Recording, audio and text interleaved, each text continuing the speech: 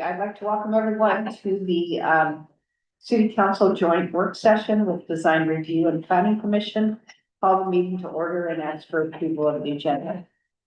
So moved. All in favor? Yes. Yeah.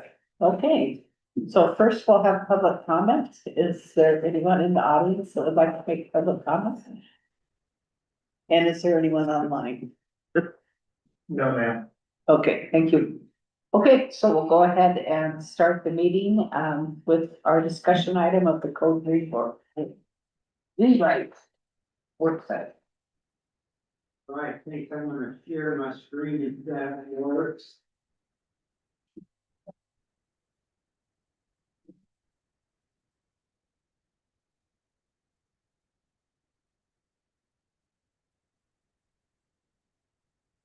Great, this is the first time I get to see your office perspective. And I get work. Yeah. Big adjustments to the slides. Yeah, okay, let's see, this, and then I go to development. Robert, who's online with, from our different committees? Yeah, I see Aaron. Sorry, what was that? Aaron, Aaron's here, yes. okay, and Les. Yes.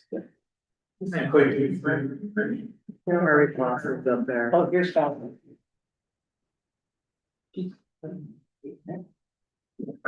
Hi, Scott. All right, yeah. Then I want to. And then it's, So, welcome, everybody. It's great to be back. The reason we wanted to start with this slide, it says 2021 code audit, because that's when we started this discussion in a similar like this, but it was back at the old place. But you see the name of what that slideshow was entitled, Mind the Gap, back on September 8th, 2021. And, so we have now rewrite 2026 is what we're calling this, move. Okay, and I want to start with this because I still think it's the guiding principles of why we're doing this. And, so I always want to touch base on this, and I will read it because I think it's that important. The purpose of the Cannon Beach Comprehensive Plan is to control and promote development which is most desirable to the majority of the residents and property owners of the city. It is not the intention of the plan to encourage growth or to stop development. Rather, it is the intention of the people who have prepared the plan, including the planning commission and interested citizens, to establish a set of policies and guidelines which will allow for development to occur while preserving those qualities which brought them to the community or made the community what it is today. The character of Cannon Beach, admittedly, a difficult concept to define, is made up of many factors. Some of these include a beautiful coastal location, the surrounding natural environment, a diversity of people, and a friendly small town atmosphere. Last, but my favorite, I think, of any comprehensive plan I've ever read in my entire life, and I've read a lot. Cannon Beach is not without controversy. It is a community in which citizens are concerned enough to become all involved in all phases of city affairs, and this involvement often leads to conflict. The intention of the plan is to attempt to draw together the concerns of the entire community. While the policies, guidelines, recommendations are not unanimously agreed upon, they represent a statement which the city can use to guide its future growth. I think, to me, that part about the citizens want to get involved in every part of affairs is what brought me back here. And, it does, it's unique to this community, and I think it's one of those things we've always wanted to keep. But I want you guys to know, what does that say down there? Where does that little citation at the end? 1979 was when that was written. And when I came in saying, okay, we're gonna go from reviewing and redoing the comprehensive plan, then we'll do a code audit, and then it was the coldest room I'd ever been in. No, you're not touching the comprehensive plan, and we're still with that. So back in 1975, top of the box office was what? Superman. That was 1979. So you think back to 1979 and who and where and what you were in 1979. Since 1979, we've had Superman 2. we've had Superman 3, we've had Supergirl, we've had Superman 4, we've had Superman Returns, we've had even the Man of Steel, we've had 16 different movies of Superman since 1979. But we still have the same comprehensive plan. Things change, and with that, gaps. Okay, gaps form if we don't update our codes and things that follow. We can keep those same guiding purposes and principles, but we need to update and change as things change around us. This is a slide I've shown since this is back in 2021. This is a slide I used in that same show, showing the different citations by each year. In other words, amendments to the comprehensive plan since 1971.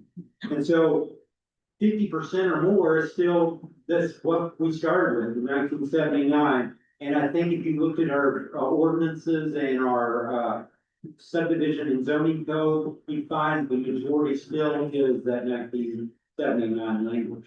And so I talked about in that 2021 with Marcy and everybody coming on board, we talked about identifying the gaps. So in codes, our zoning, our subdivision, they're just the basis of many codes that play out that can combine and overlap. Everything from state codes to federal codes, fire protection, building codes. So all those things play out to the buildings you see around you, okay? But what we identified back then, and we've been talking about, since the last 4 or 5 years, what were the big gaps that we found? Current zoning standards don't provide the village character. We know those little alleyways that we love right across from the block behind us and some of these other places, that scale, though, that feel, of the spaces of our downtown is what gives us that special Cannon Beach Village character. But the codes, as we say over and time again, it just doesn't get us what we're after. This is from the image that we ran with our drone footage and just showing that all that we take for granted as, you know, that village character, those buildings across the street from us. Well, the reason that they give us that village character is because, see those big parking lots out there? That was in the 80s and 90s. They allowed that to be used as their off-street parking requirements, and we're still dealing with that. Second, the other big gap, current code doesn't provide affordable housing. This is language from the strategic plan back in 2016, and this is a memo that Bruce drafted as we began this, talking about what has developed since 2018. And those blue are my responses to that, or Bruce's responses to the questions. We had said in that strategic plan that by July 1st, 2018, that we would have 25 units of affordable housing by 2018 that would accommodate a variety of household sizes and be consistent. We developed CLAR, that's 8 of them, back in 2019. We haven't done anything since. And they said by even December 31st of 2018, they wanted 10% increase in long-term rental by then. We don't even track long-term rentals. We have no metrics to compare you or give you any feedback on that. Then by the 2020, they wanted to add 25 additional affordable units in the city, and we haven't reached that goal yet.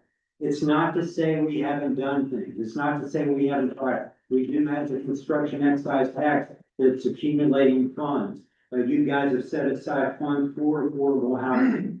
We've drafted housing changes that will be zoning ordinance 2502 that have been through the planning, recommended back in, and it's coming to you next month. And today will increase housing accessibility to persons who live and work in Cannon Beach, enable more housing overall, encourage a greater mix of smaller dwellings, make it easier for an applicant to get a permit for an ADU or duplex, encourage and incentivize long-term tenure housing, more variety of housing, and direct from the comprehensive plan, encourage the development of housing which meets the needs of a variety of age and income groups as well as special needs.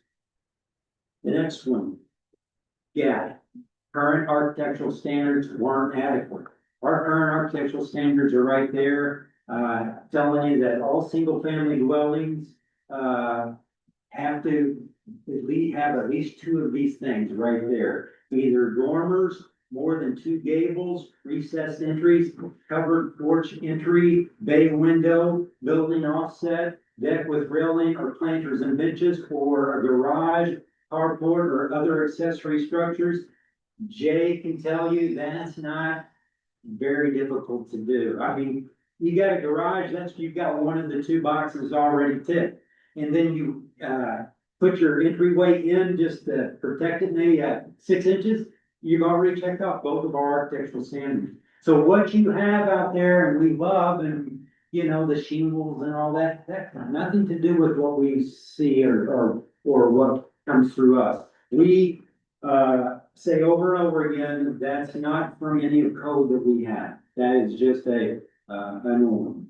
And then, the next gap would be, or number 4, sorry, is current standards don't protect historic cottages. Okay, so those small cottages, that are still in existence, you know, we have nothing really to protect that in the current language.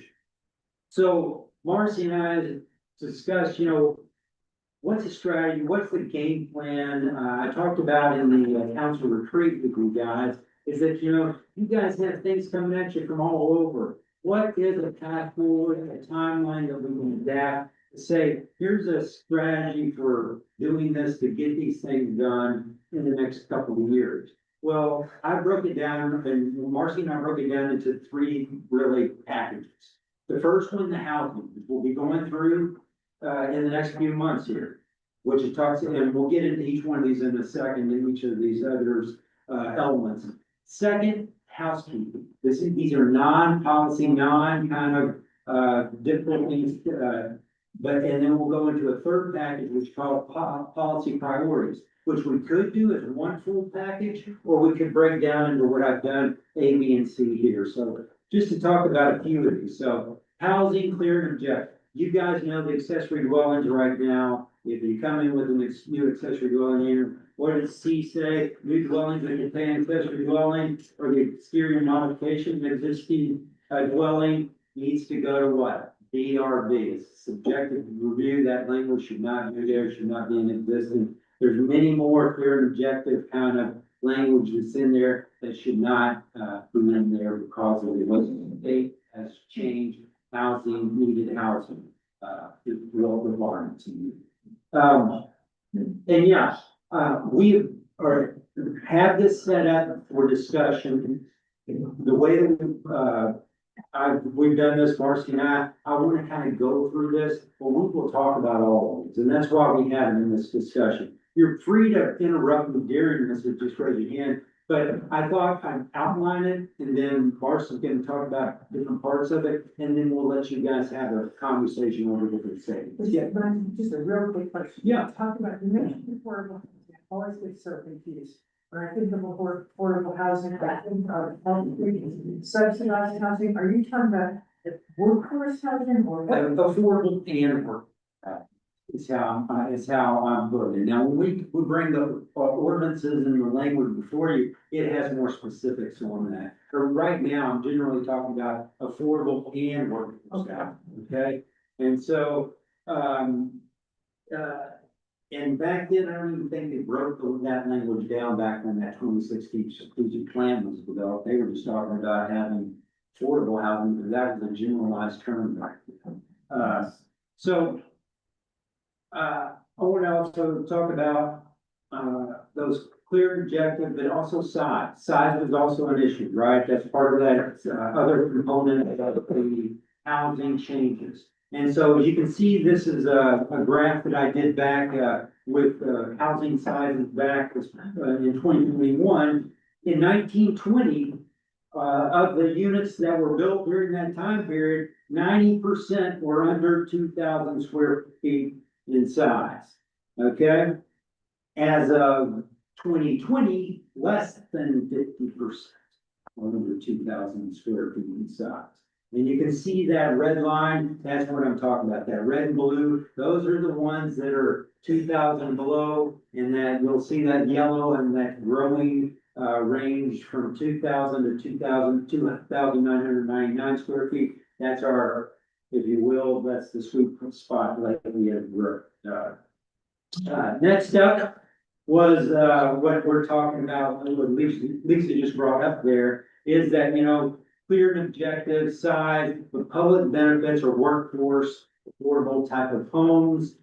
This is a graph that I did also back in that time period, showing our workforce. Their start dates from the left to right, from 1980 up to 2020, showing the start dates. The blue dots are city employees. The red dots are city department heads. And you'll see this was done, I have not updated it since coming back, but this was back in 2021 when I did this chart. And you can see that trend line, and I think we all know, as Robert has to drive back up the story after this meeting, that yes, that's what happens. We're commuting longer distances and farther with each hire. And as our public works and all those others that have been here for 20, 30 years, and they phase out, where are those folks going to live? And that's a real concern of the community. And so housekeeping, that's that second packet. So, you know, the first packet I said is the housing one that's coming through you in the next month, and you'll start to get to work on that. The next is housekeeping, that is the non-policy that Marcy and I like to put together. A lot of them, I gave an example of the language on lot coverage, which, you know, is still my nemesis. And it doesn't really, it's a different interpretation of a lot coverage calculation than any place I've ever worked with. And I think it could be very simplified and just one of the many things in the language that I made edits to and gave to Marcy. Then Steve came on board, made his edits, Robert's made some, and then I come back and made more. So we have ones lined up that we would like to get done that, you know, what it does is, you know, when that gap keeps growing between what the language should be and what we have to deal with each day, puts the city more and more abreast to move up to appeals, to all that because of the language gap. Finally, we'll talk about the third package. So we broke the third package down into 3 different areas. The first one I talked about, and I did it in this priority of design review changes first, that's because we talked about this back in 2020, even before we started 2021, discussion in the code audit. We had talked to the design review board and the planning commission about scope of review. And when I showed that one about the cottages and others, the shingles, this is the house that came up back around that time period. And people said, how did this get approved? It's, you know, it doesn't even look like Cannon Beach at the time. Okay. And, you know, so I had to say, well, the code, the code, this is what the code gets you. Okay. And so the scope of review was, they were saying, is it simply just as it is now, which is commercial properties pretty much, or non-single family duplexes, triplexes? But should those be the scope of review, or should we extend that to some single family homes and throughout the city? And so we were talking about, for instance, and we brought up as an example, and I did some research and work for this to talk about the unit size and everything. But, you know, to keep those cottages in the presidential, we talked about possibly a historic kind of cottage overlay district that would be in those, that area in the presidentials. And I identified these are under 1,800 square foot pre-1970 lots at that time. So that was back in 2021, 160 tax lots at that time were under 1,800 square feet and built prior to 1970. Of the 390 single family tax lots from First to Gower.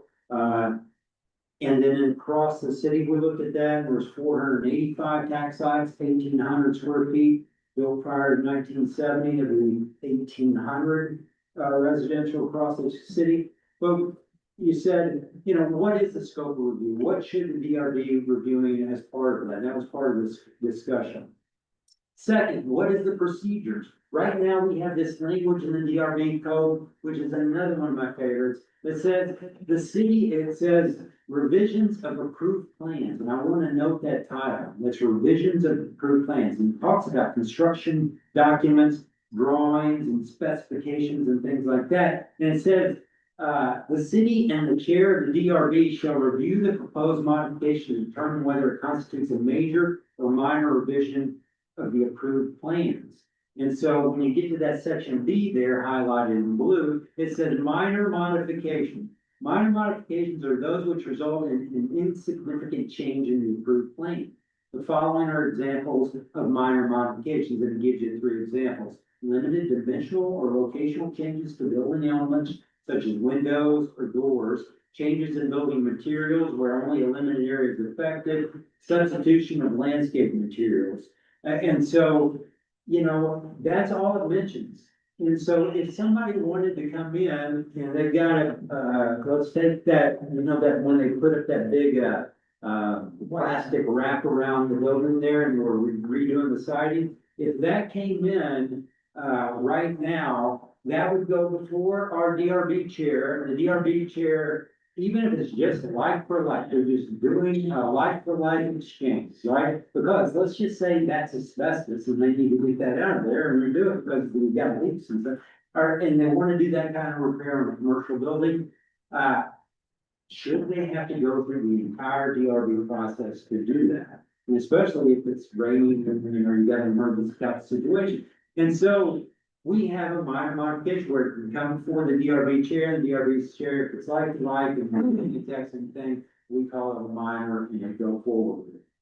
So that's what we were calling a procedural kind of questions. Can this be broken down as in this, a major, minor, and then possibly there's a certain level of like for like and those kind of things that, somebody putting in a new HVAC unit, it's gonna be on the roof.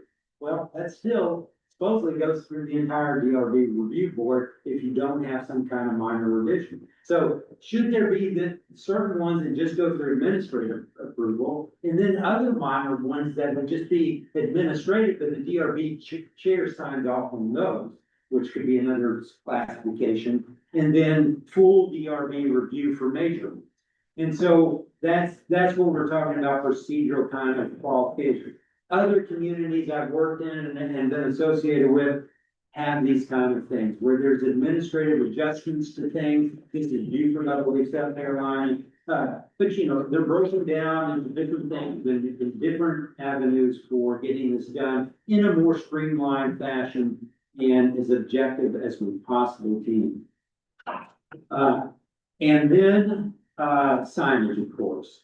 Cannon Beach signage. We're gonna be doing a work session next Thursday as part of DRB on, signage code. So, and that's in hopes that what we come up with tonight, this kind of game the strategy, that those, their comments from our DRB work sessions and their review will lead to this package that will, come to you eventually at the, planning and the board of commissioners. Is a commission, what, city council, and so on, decided back in the county. Anyhow, you guys know, or, may not know, and some of you should know, is that if it's not a wooden sign or etched in glass on a window, then that has to go to the DRB for review. That's the way the language currently reads, okay? In all freestanding signs. And so that's how it's done. This is, you know, these are the things that you see in Cannon Beach, just showing you a couple, kind of a little tear in the eye on the sleeping month woman right there. But, you know, but now we have new signage, new ways of doing signs that have evolved since 1979. And how do we as staff, as administrative staff, and then the DRB, you know, how do we handle that? How do we, you know, window signage, new kind of techniques on doing signs, the sign materials have changed. And so how do we handle that moving forward? If you've got a, material that will last 3 times as long or is forever, and it looks like wood, do you still own the demand wood? Currently, it's on you. So anyhow, that's what we're gonna be talking about at the work session, and hopefully that will lead into this third package. Finally, Parker. Or second, please, Parker, and, you know, this is the language from our licensing code. Talks about the off-street parking maintenance fee that we no longer do. And even in our off-street parking, this is taken from off-street parking language, which is in our zoning code. It says it is unlawful to charge a fee of any kind for the use of off-street parking spaces provided to meet the off-street parking requirements specified in our code section. So that's where we are at right now with off-street parking in commercial areas, and we are limited. And this is what I showed it to you guys at the council retreat. This is 43,818 in that block, right behind Robert over there, of retail space. Which if you divide that by 400, you got 110 cars to park. I cannot count 110 cars parked in that block. And so you know they're going somewhere, or they were diverted somewhere to qualify for those villages. But we love that village character, so we've got to figure that out. That nexus has got to be figured out.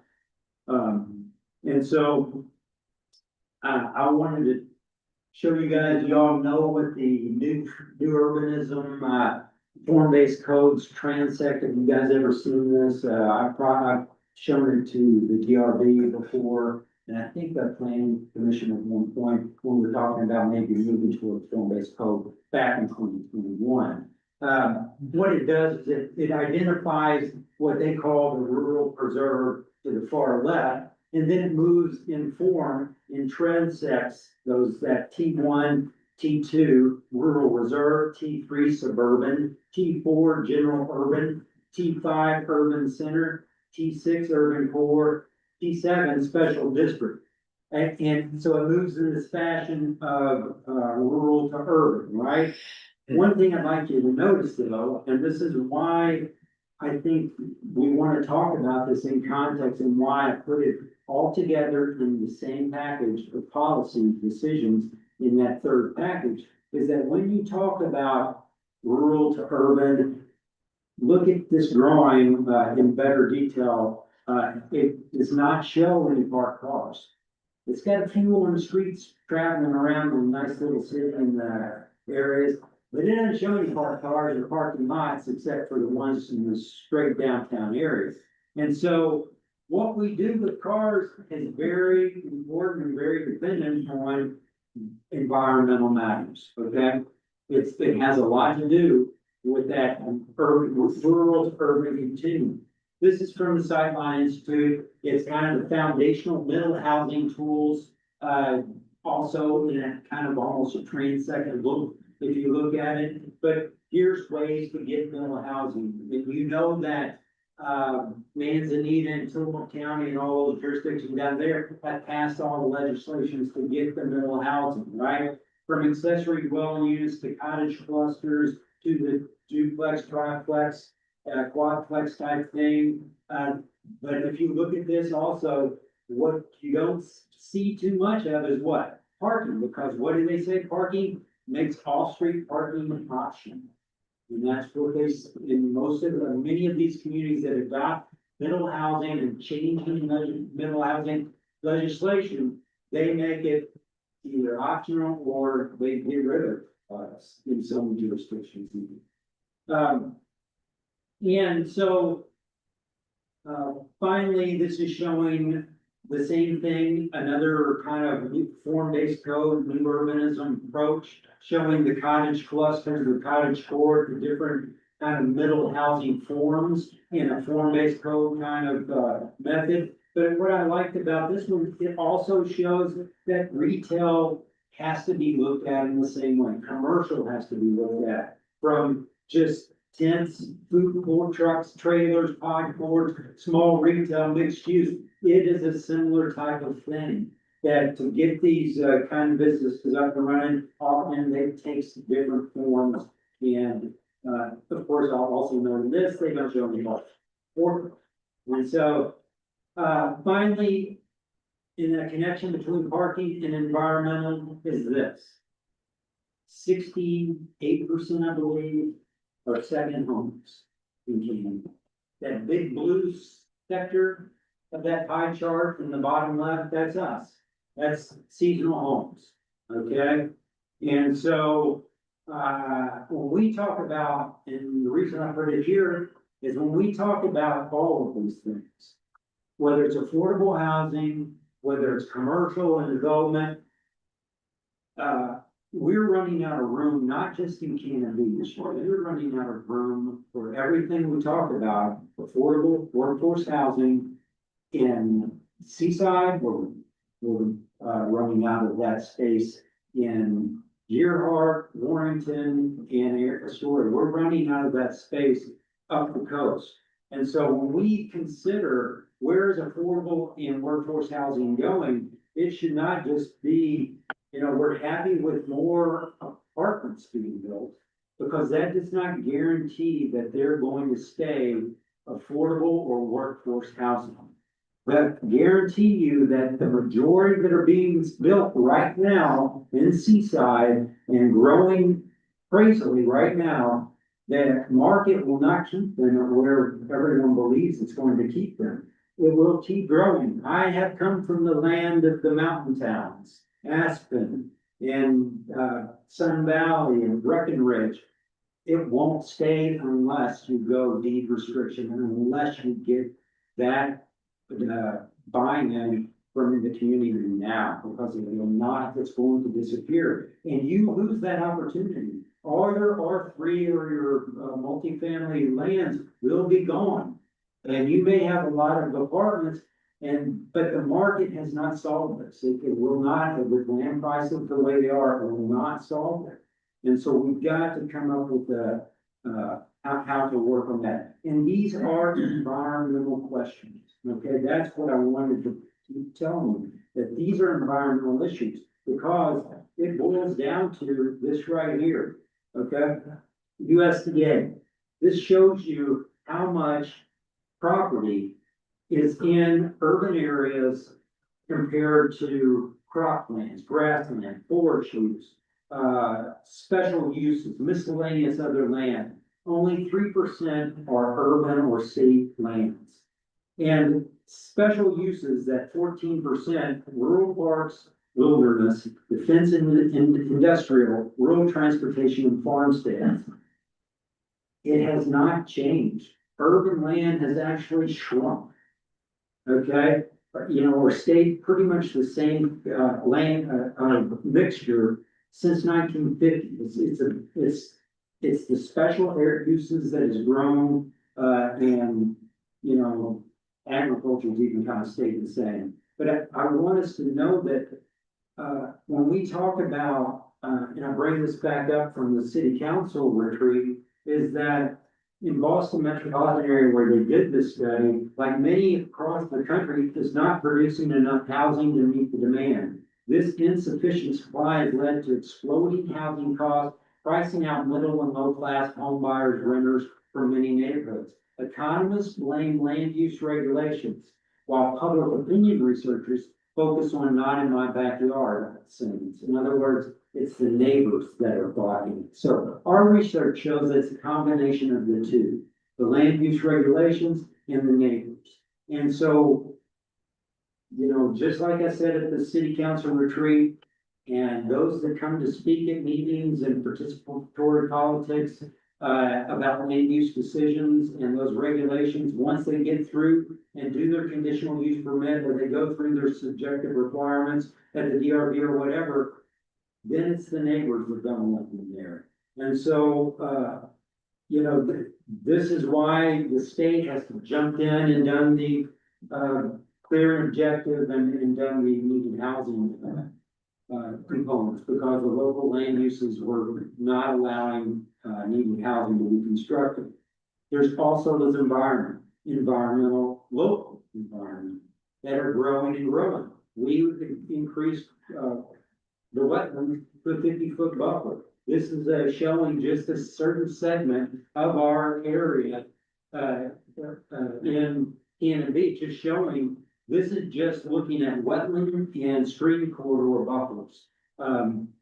Does not include the, other aspects like slopes or, oceanfront, floodplain, other elements, but this is something I did back in 2021 or 22 with you guys, showing you, that white kind of, translucent, is wetlands or slopes, lands that are constrained by wetlands or slope. What I call environmental constraints. This is what's built out in, South Cannon Beach from, Fresh Foods down in 1919. The white, as they pop up, are the built properties. This is 1929, I believe. Let me see, yeah, 29. This is 1939. This is 1949. 1959. 1969. 79. 89. 99. 09. And I didn't get 19, I got 18 with that, I didn't get that, did it for 11. Anyhow, this shows you how much property is still left to build. We don't have much, left to build. And so when we talk about housing, a lot of our housing, what we think is gonna happen, has got to be done on, smaller lots, rebuilds and other things, but that's what we're faced with. And we also need to think regionally about, our workforce and where they come from. But those are all environmental concerns. Second up, trees. So when I look at these environmental concerns, what are the environmental concerns that have come up? Trees came up. Even before I left, they were a topic. And so there's been a tree ordinance I know drafted and brought forward, and so that's one of your environmental concerns. I want you to look at, urban forestry suggests 330-300 rule.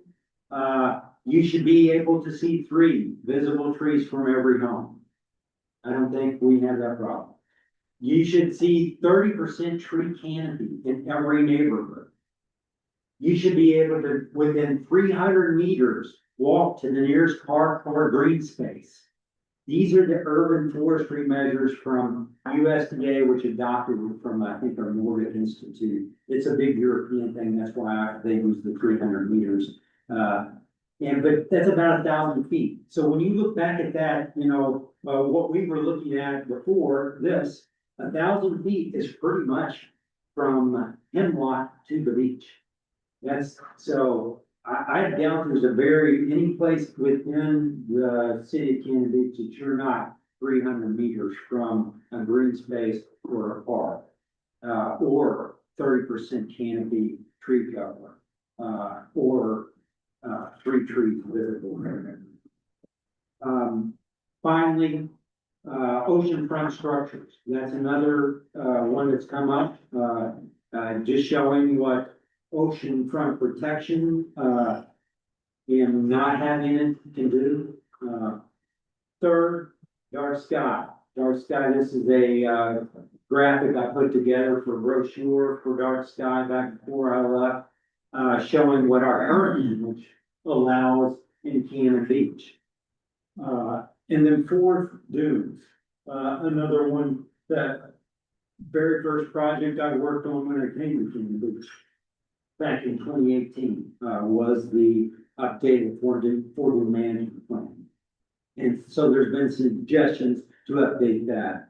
And so I leave you or hand it off to Marcy to talk about that structure of, 3 packages, moving 3 packages through housing, non-policy, or what I'm calling the housekeeping, and then the policy is just moving forward. I think we have a good grasp on all of these things, on language that we could develop from this. What I would like us to discuss tonight, Marcy can lead that, is kind of, how do we get our hands around this? Are these the right order? Because one thing that I stressed back in 2021, and will continue to stress with Oregon land use, and you guys know it, it takes a long time to get it through the process. Every time you get diverted by a pet project, it's going to cost everything else at least, 16, 18 months. Because that's just how long it takes to do it. And so if you can package as many of the components into one and do that ordinance, take your time doing that ordinance, but put it into one so you don't have to keep coming back, re-noticing, re-going out. It's costly, it's time consuming, and I think, I have worked on ones that have broken it down for an entire, UDO, which is the subdivision and, zoning. And, they've broken it down into 3 different sections, pretty much similar to this. And environmental was the last one. They led with the house things, of course, and then the third. But we've already done a reorganization, right? And then we've done the what? So let's get our house in order and set priorities tonight and the timeline for getting the rest of this done. And then, we can have plenty of discussion on those details. When we're talking about affordable housing, we're talking about 60 to 120. Are we talking about that's for later. Now I want to talk about, what are the ways to get this through? Because we need to change these ordinances, and I can point to any commercial developments that are coming into this town, or future development. And to think that every single development that comes in, is also, often we're losing space because we're losing not just, the opportunity, but the opportunity for affordable workforce housing for, future workers in this community. So do you have any questions for me before I pass it on? I'm just, a couple of premises. You stated, one was, maybe I misunderstood it. You said that urban lands have not grown, they stayed the same. Yeah, it hasn't, as a percentage of our lands, it hasn't changed much. I mean, it's increased a bit for me. But compared to, some of the other categories, no, I can show you that. I'm just. Just look at Cannon Beach. Landmark, has it grown? Well, no, it has nowhere to go. Right. But a city like Portland, for example, has grown incredibly. All the urban growth boundaries keep moving and moving and moving. More and more farmland has been taken over by huge housing developments. The Shoalsbury Road, you used to be able to go to horse But- farms and pick blueberries. Now it's all. It has grown, but it has not grown as much as we perceive it has grown compared to the rest of the country and how much land there is. It is not that much growth. Isn't that? One of the reasons that people like Dayton Northwest is because there's so much. And I don't want to I am not debating whether we're having urban growth or sprawl. I mean, I agree with you. I am a proponent of having less, but we don't do that unless we have denser cities, right? We have current language right now, if you think of, 5,000 square foot lots, that's 8 units per acre. Okay, cities function at best 16 units per acre. So that's R2 zoning. That's what we have. If everyone had a home and an ADU, you have 16 units. So density is not that dense, is what I'm trying to say. But you know what the average American city is in density? It's around 2 to 3 units per acre. And even the big cities, right? So I agree with you that wholeheartedly, Lisa, we should not be increasing boundaries. We should keep our boundaries, but we should require density because that helps us all function better. Just ask our water and sewer districts, right? Our water and sewer, we don't want to lay in pipe and do the thing. We want to be able to just have efficient land use is what we're talking about. And that's what this is about. Environment, that's why I'm saying, the more you push people to drive from Astoria, that's more traffic on the road, more parking you need, because I didn't even do, which is the fun thing I wanna do next for you guys, for the off-street parking discussion, is how many workers do we have working over there? Do that, do the math for 200 square feet for every person that, 80 to 90% that drive in every day for work. That is a ton of parking. And we complain about, it's even in the parking plan and the parking surveys and stuff. Oh, well, that's who's using all of our on-street parking are the employees. Well, they gotta park somewhere. That's what we're down to. And so we've got to consider these things as when we talk about development, is that's incorporated into that discussion, is that parking is environmental. Because like Lisa just got done saying, if you extend and sprawl, which is what you're gonna be doing if you want to, limit it and limit and limit, you constrain, you're pushing more development by doing that, because people are going to go somewhere because they love this.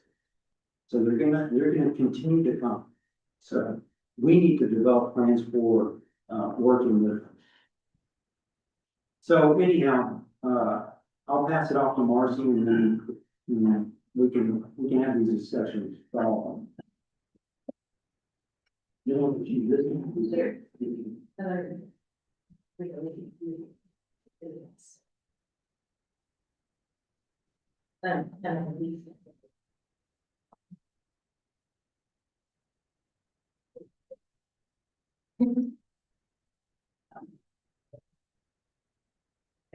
want this to that?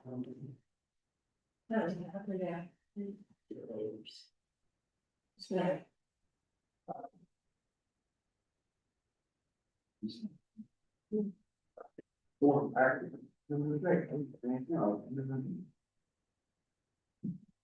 Yeah. Jeff, will you send us your presentation, please?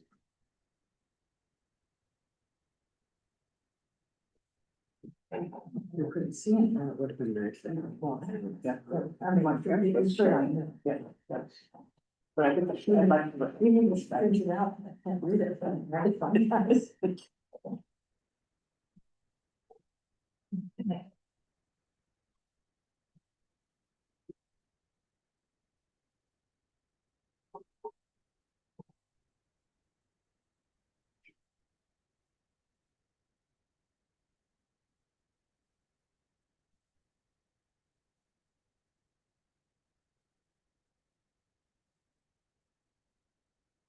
Does anybody need a printed copy of the presentation?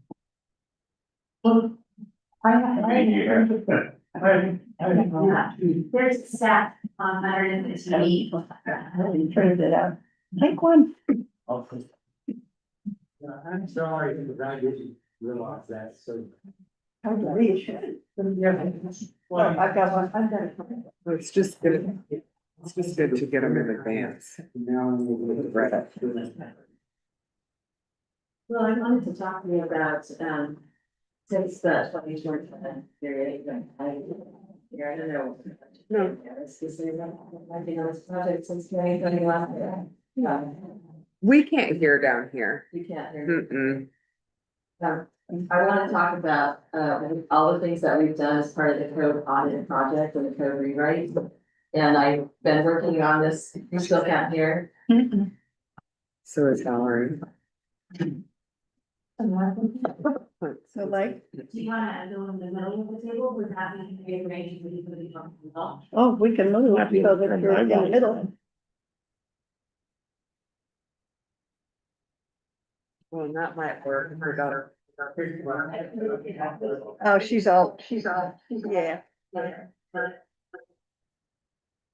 This would have been easier. If like Steve or. Well, I guess we're.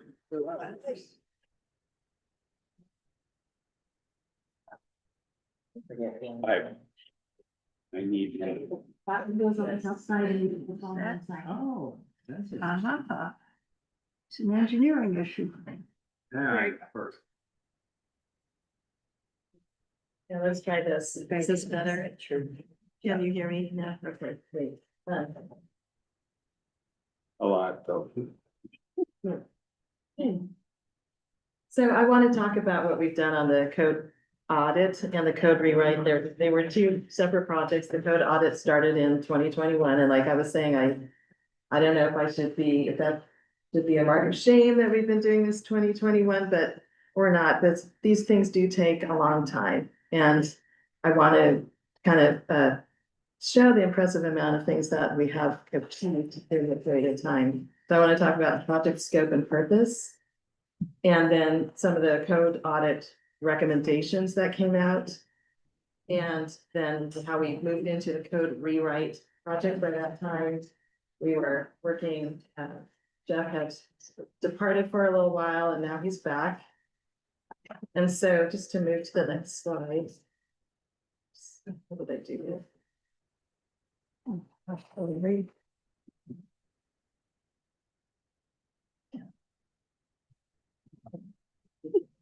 Is this, is it this little button here? Yes, it's working. Yeah. Okay. So the very first step in our process was the code audit. It was a top to bottom audit of the community development ordinance. And we were looking for things that were some of these gaps that had already been identified between the village character and the parking requirements and the need for housing and the comprehensive plan language, which says housing for every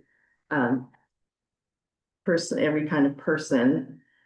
So we were already aware of those potential gaps, and then really the purpose of our audit was to look at the code provisions that were preventing the city from meeting those village character or comprehensive plan goals. And then we developed a code rewrite tasks and strategy out of that. And I want to emphasize that as a result of the code audit work, we identified kind of two different kinds of work. One was the housekeeping issues, where we were going through the entire code and trying to fix things like out-of-date citations to Oregon revised statutes, or meet some new code requirements, some new state requirements, to reorganizing the code so that it worked better and there wasn't duplication in places. And also that involved bringing the subdivision and the zoning code together, if you remember that. So they were more administrative, mundane things happening in the background, but we also identified a series of policy issues that would try to address this gap between what the code requires today of development and what the comprehensive plan said you should be getting. We wanted to do those two things concurrently. And an example of a housekeeping fix that we did at the same time that we addressed wetlands being a major policy issue, which was somewhat controversial. The policy issues were things that were going to take a lot more community conversation, potentially longer and potentially longer process, and they would involve much more of the community.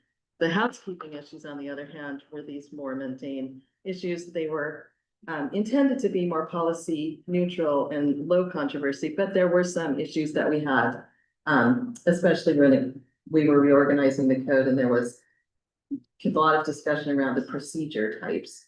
What kind of procedure did you apply to certain kinds of development? Why, and should we change that?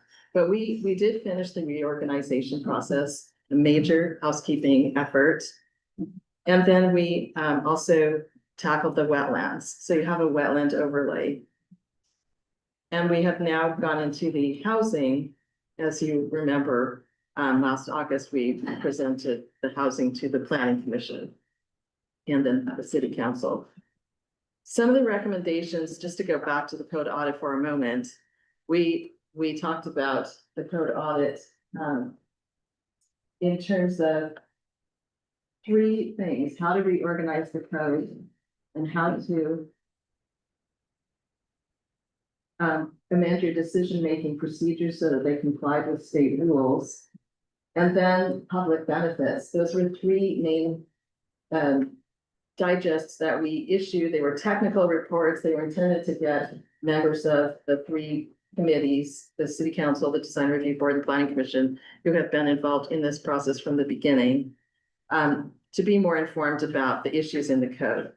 And those were used to reach our recommendations for the code audit. So just to go through those recommendations again, because that's where we started in 2023. The essential first step was reorganize the code. It should be policy neutral. And we should address decision-making procedures. And we did this in a very methodical way where we identified ministerial, administrative, judicial, and legislative decision-making procedures. And then we categorized your current system and matched the procedure type with your application, scale, and complexity. And this is where we had a lot of community discussion and planning commission discussion about these procedure types. But in the end, we were able to assign appropriate approval criteria. And it also met state rules and kind of the best practices that most cities follow in their administrative procedures. That allowed us to go on to these policy fixes. So one of the major policy fixes that we had our eye on from the very beginning was about parking. And I bring up these graphics, the 2022 parking studies that we prepared as part of our code audit. Because in these slides, these are excerpts from the Joint Commission presentations that we used in 2022 to illustrate that the downtown, for example, the downtown commercial area, the things that you love about it, and this is a reiteration of what Jeff was just talking about. These small shops and intimate courtyards. These would go away if you required new development today to meet parking requirements. These only exist because the parking requirements are being met on these larger parking lots or in some other way. And the example on the right shows a commercial establishment that came in for a permit. And as you see, this was actually built. Most of the lot is devoted, more than 50% of the lot is devoted to the parking for this tiny commercial building. That would be repeated over and over and over unless we actually address the parking issue. We also looked at the effect of parking on housing as we came into the housing charrette or the housing workshop. And we looked at the pictures on the right show a 3D model, an aerial view of the gas station site. And on the upper left picture showing the darker orange, that was a model of if you had to meet all the parking requirements of a site, how much of a building or how much housing could you get on that site? And you can see in that example, which is kind of like the worst case, but today's reality is you don't get very much of a building at all. I think we got about 6 units in that building and some commercial space on the ground floor. The rest of that site has to be devoted to parking in order to meet your current parking standards. But we did, through the course of the charrette, look at several other. So I can't hear you back here. You can, So you wanna move your chair up? Yeah, run up. So we looked at the other 3 models around the lower right and the lower left are different forms where we looked at if we didn't have to park this entire development, how many more units could we get? Could it be something that a developer would actually build? Could it provide enough units to make the development worthwhile? And we looked at these different forms, and the lower left is kind of where we landed with in the end, with the more dormered, tipped roof, building facing the street, and a taller building toward the back of the site. But this illustrates the issue. Then we tested the theory that parking would not, if we had to meet all the parking requirements, we would not be able to provide enough housing, and it was verified. The gap that we identified about parking was verified. And on the left side of this image, I just want to point out that we also looked at some buildings that people love today that I would say represent kind of, what people think of when they think of Cannon Beach establishments. There's the White Bird Gallery, there's the Cannon Beach Hotel, and there's the Bald Eagle Coffee Shop. Each of these it does not meet your parking requirements, and if they did meet your parking requirements, you would have these. Important point here is in this bullet that 81% of respondents responded to this question, where we asked, is Cannon Beach living up to the policy to encourage the development of which meets the needs of a variety of age groups and income groups as well as special needs? In other words, is the city meeting the comprehensive plan goal? And 81% of respondents, 243 people, said no. And when we asked if there was a lack of affordable housing in Cannon Beach, 89% of people said yes, or 243 people. And we defined affordability the way that the county defines it. This was when, and Alyssa helped us define this. This is the way that the Housing and Urban Development, or HUD, defines it as well. So it's a very common definition of affordability. And I think this is actually a good way to talk about affordability generally, whether we're talking about workforce or affordability with a capital A. It's defined as housing that requires a household to spend less than 30% of their income on housing. That's affordability. So it doesn't, I mean, if we could kind of remove the who are we trying to house here from income levels and just think about it that way. If you are able to spend less than 30% of your income on housing, then you have affordable housing. We are not able to meet that standard. And then I'm not going to show this slide too. If you could turn to the page that has little pie charts all over it.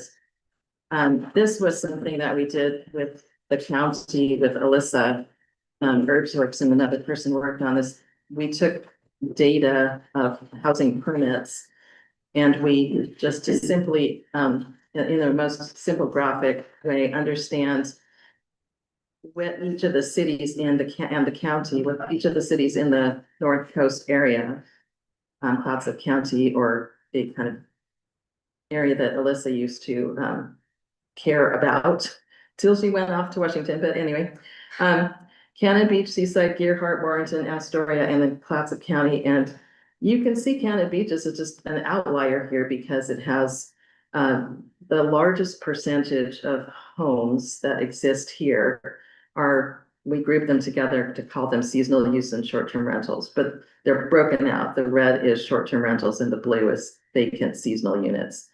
And as Alyssa used to say, there are as many people who want to live here as there are houses here that don't have people living in them. So it's unusually high because Cannon Beach is a very desirable place, I think, and it has the mountain town syndrome that Jeff was talking about. When we brought everyone to the people who participated in the housing focus group and we did the housing workshop, we also looked at the tools that Alyssa had prepared to help the community generally understand what different affordability levels mean when we talk about workforce housing. What are we talking about? And when we talk about affordable housing, what are we talking about? And I love this chart. Hopefully you have already seen it.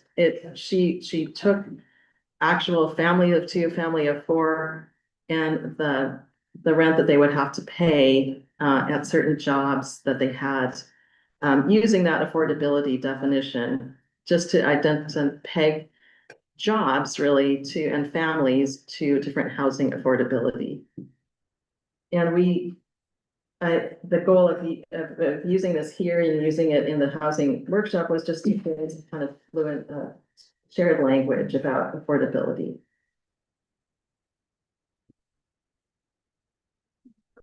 So where we are today is we have, based on the audit recommendation of the City Council direction to proceed in 2023, we undertook these tasks. We amended the CDO to address 4 high priority policy areas through code amendments. They were wetlands, trees, housing, and parking. In addition, There were our goal was to complete numerous minor improvements, this top to bottom, our housekeeping code amendments to update terms, et cetera. Since, 2023, we have completed the wetlands and the code reorganization, and I would say we're well into the housing. This process takes a really long time, and on this one, I think we're getting to the end slide, I actually put a schedule that Jeff and I had developed back when we were wrapping up the code audit to say that, a typical package of amendments would take 6 to 8 months, 4 to 6 months to draft and 6 to 8 months to adopt. And that's just because you can imagine that we have to schedule our work sessions with you. And then we have to schedule our adoption sessions with planning commission and then our adoption sessions with city council. It's a kind of plodding public process that can be good, but to acknowledge that it takes a long time to do this work.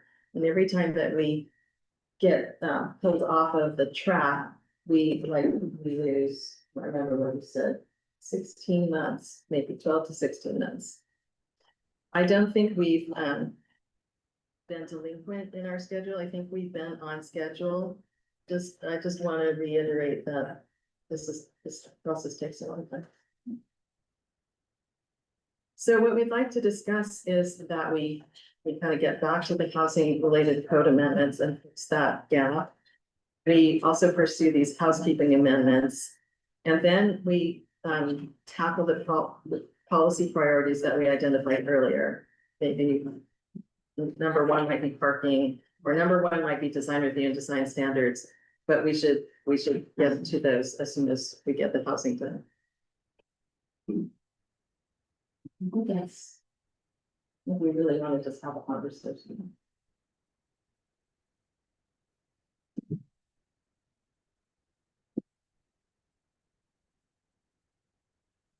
Okay, who would like to start us off?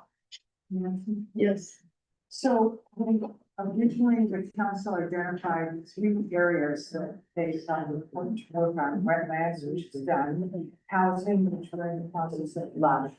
Housing, which we're in the process of, and trees, that was the 3rd one, but I didn't hear that anywhere in your, You didn't hear me say trees? huh? You didn't hear me say the trees? I didn't hear that in your timeline, no, of what, we're gonna address.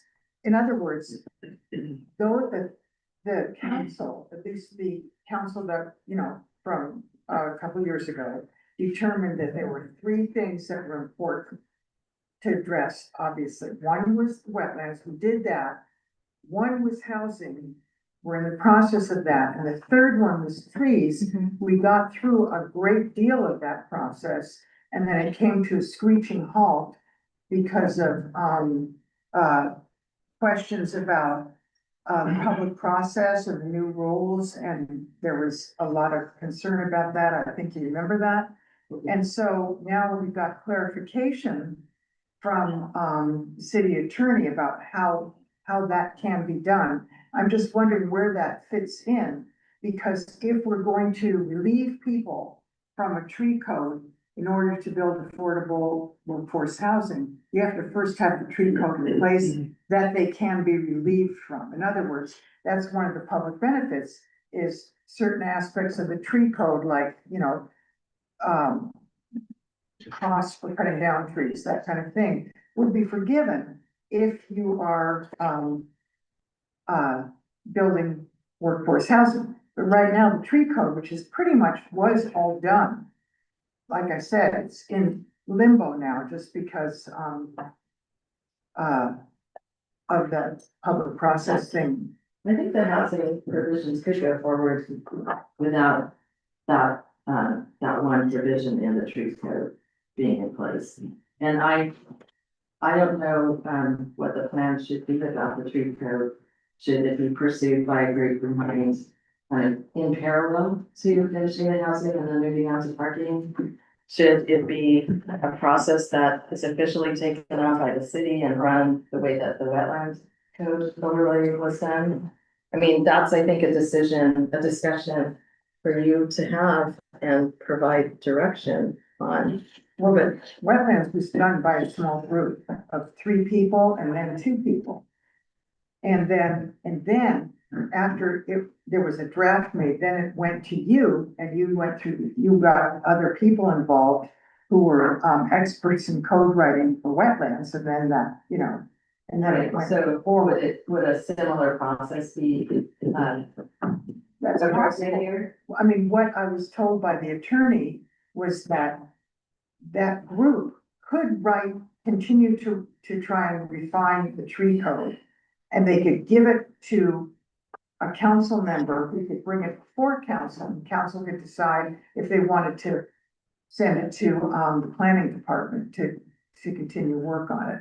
Or maybe that's premature, maybe you want to get the housing done first. I don't know. So, Is Jody on? I actually thought that the attorney said that it needed to go to the planning commission first. No, it's already been through planning commission. Planning commission approved it. So that's the problem. And then it came to council and council wanted to see more changes. So it went back to the group who did the changes and tried to take into account what, a lot of what was brought forward. And then it stopped just because of the public process issues. So it's still sitting there. It's still, has all the changes incorporated into it. It's just that according to the city attorney, I had a lot of back and forth with the city attorney. And she finally, I said, I wanted a definitive answer on how we could proceed.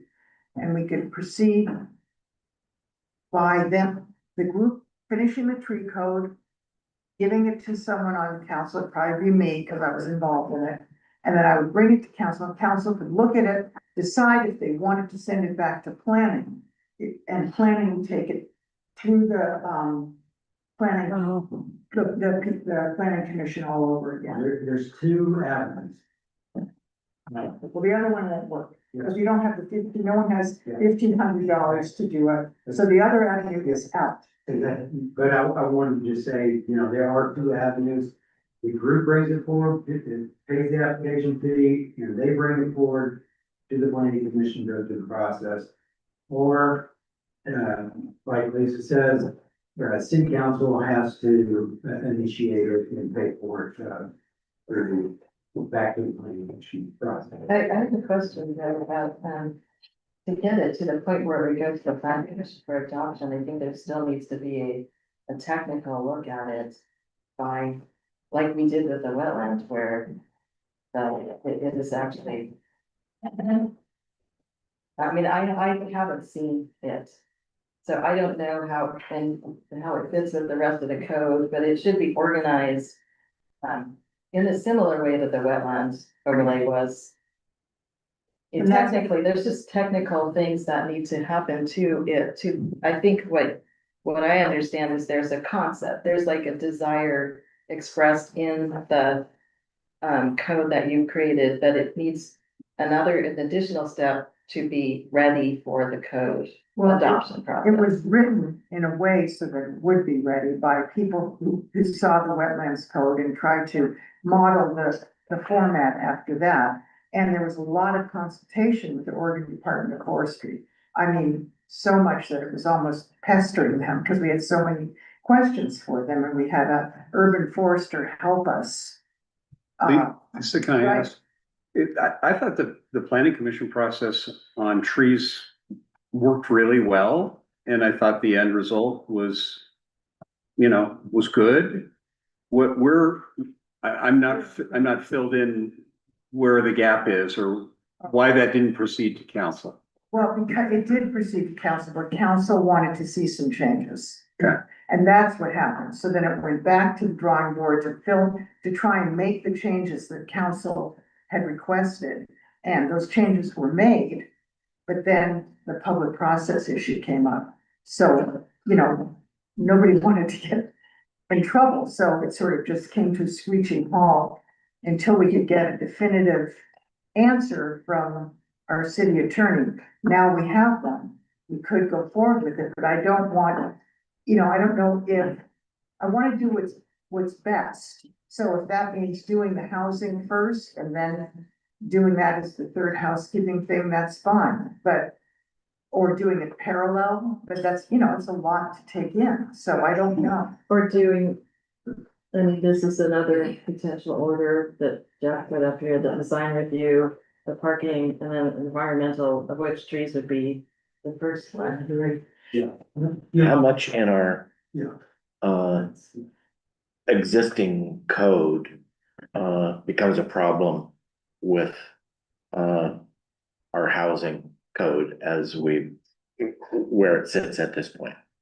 Are there some things in the existing tree code that would prevent us from making housing a priority, which I think it needs to be? Public, well, there's one public benefit provision among many public benefit provisions that says that you could get a exemption from the tree code if you're providing housing that meets the deed restriction. Or relief, it doesn't mean you could clear cut your lot, no, it meant. You still have to go through the process of Financial. evaluating the options to clearing. Right, But in the end, it's, the way I understand the concept of the tree code, although I haven't seen the details, is that it works, the way the wetland works is you have to go through this very rigorous process of proving that you've looked at all the other options.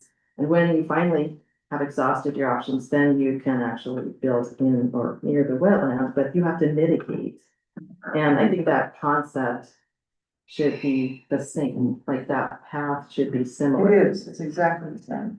Is there any reason why she can't look at what that committee's already proposed?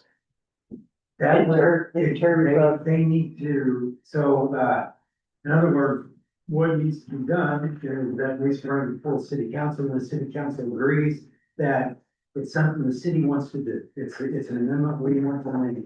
So we're gonna pay the $1,500 for that ordinance to go through. That's all, that's what the difference is. An application was never truly accepted by the city. And that's what the complication in the legal matters, from my understanding, has been. And so, that's all it's simply that, and that's normally what you gotta do. I mean, you guys can move that forward, and it just can happen, and that's neat. The city's paying the The city. city's gonna be paying itself. Yeah, That's they're what paying. normally is done. And then she would review it. Yeah, Yeah, that's and we great. can contract with whatever, if we need that. Or you could look at it and decide if it needed to go to someone else, maybe you could Right, have, right. yeah. So I have a question. Earthworks has been basically proofing everything. You've been going through the whole code, correct? So wouldn't it make sense that that tree ordinance would come back to you I mean, that makes sense to me, that your objective set of eyes looking at what has been written to make sure that it actually fits state, blah, blah, blah. I think it as makes well. sense. I think it absolutely makes And sense. partially because we worked with the committee, some of the same members make up, but made up both committees, so we kind of were able to take their wetland code and turn it into a, code that Yeah, was clear and objective. and that was that your question? I'm Yeah. sorry, that was your question, Yeah. and I think Jeff kind of took it in a little bit different path, but I did take it a different path. I was just trying to clarify you have two paths. And the path, though, that is like you said, it's financially not possible, the 1,500 for the committee to do. So the normal path is just like you said, come to the council. But I want to clarify, you do not want to do this right now, in my professional opinion, because you slow down the housing, which is already got to you. If you do this, you have to go through the whole new PAPA, go through the whole new process, housing waits for that to come. through. That's my concern. wait. The housing can go just like Marcy said, that is just one of the options, public benefit options that they can do. There's other public benefit options that they can take. And that's just one when it comes on board, which is this path that I've shown, that will hopefully come on board about this time next year. We're hopefully having that that third package ready to go. But Jeff, that's just a public process on housing, and that can be parallel to your evaluation of the consistency of the ordinance. If, I would think they could be done at the same time. Maybe not the approval, but at least the work would continue. Exactly, I agree. Yeah. And, the, you know, the kind of. Put it, and not what the road, whatever. Yeah. Yeah, what, like you just said, you can come next meeting before to get that, you know, the city to step up and say, we want to do this application, and we get going on the. Behind the scenes. Right, right. Yeah. So am I hearing that potentially the, council agrees that the tree code goes forward for technical, then the fine tuning, that happens in the background while the adoption process for housing is taking place? Yeah, housing is in the forefront right now. I We just- worked so hard on that. Whatever Spent so much time.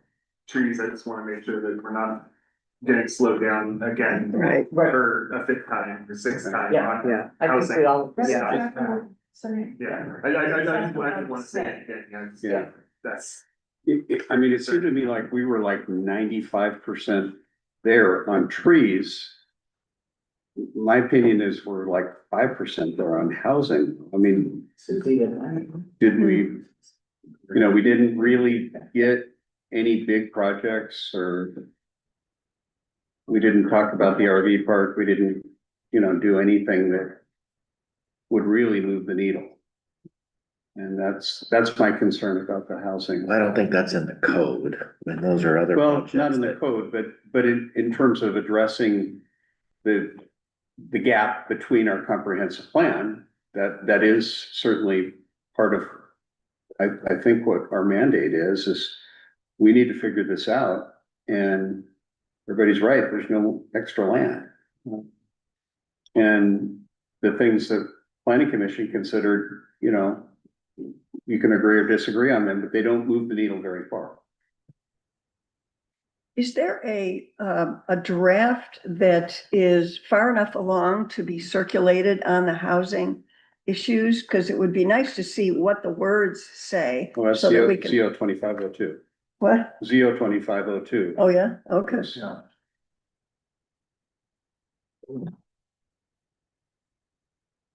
Well, we in a, Jim, was that, next month? On March fifth, I believe, Yeah. we'll have a public input session.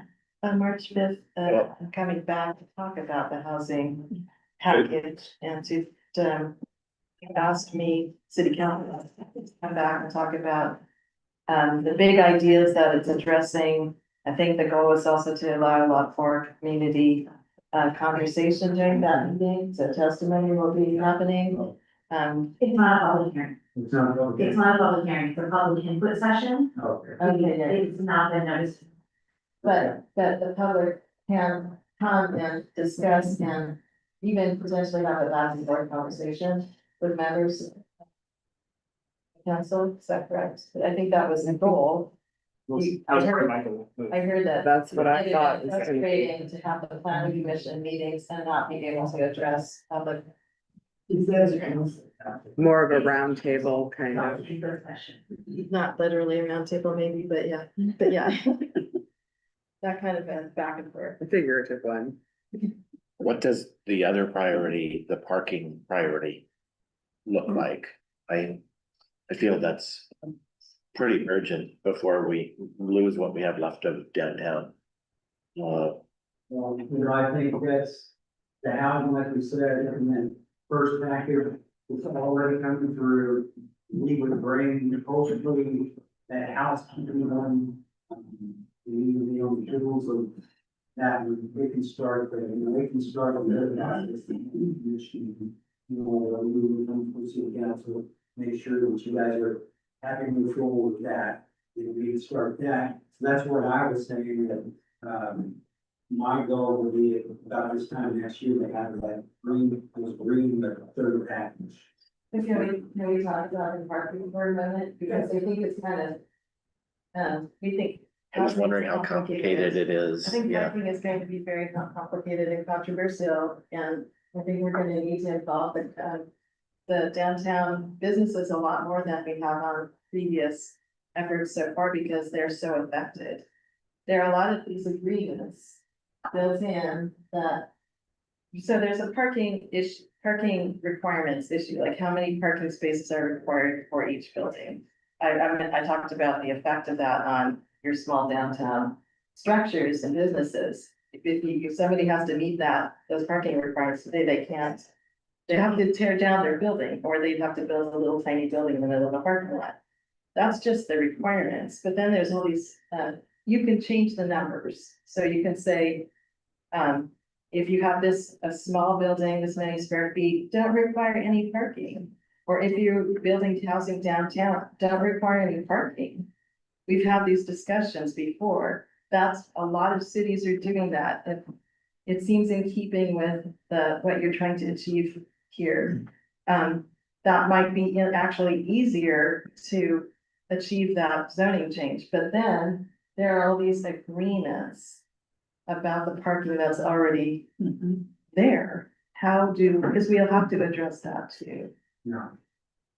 So, that's a complicated, It seems like we need to address that along with the housing, because it's so integral to what the housing looks like, what the housing requirements are going to be, whether they're affordable housing or not affordable housing. I'm glad you brought that up. Because part of the discussion. A lot of parking, just for R1 and R2 though, but it does make a significant dent in the parking issue for housing, for infill housing.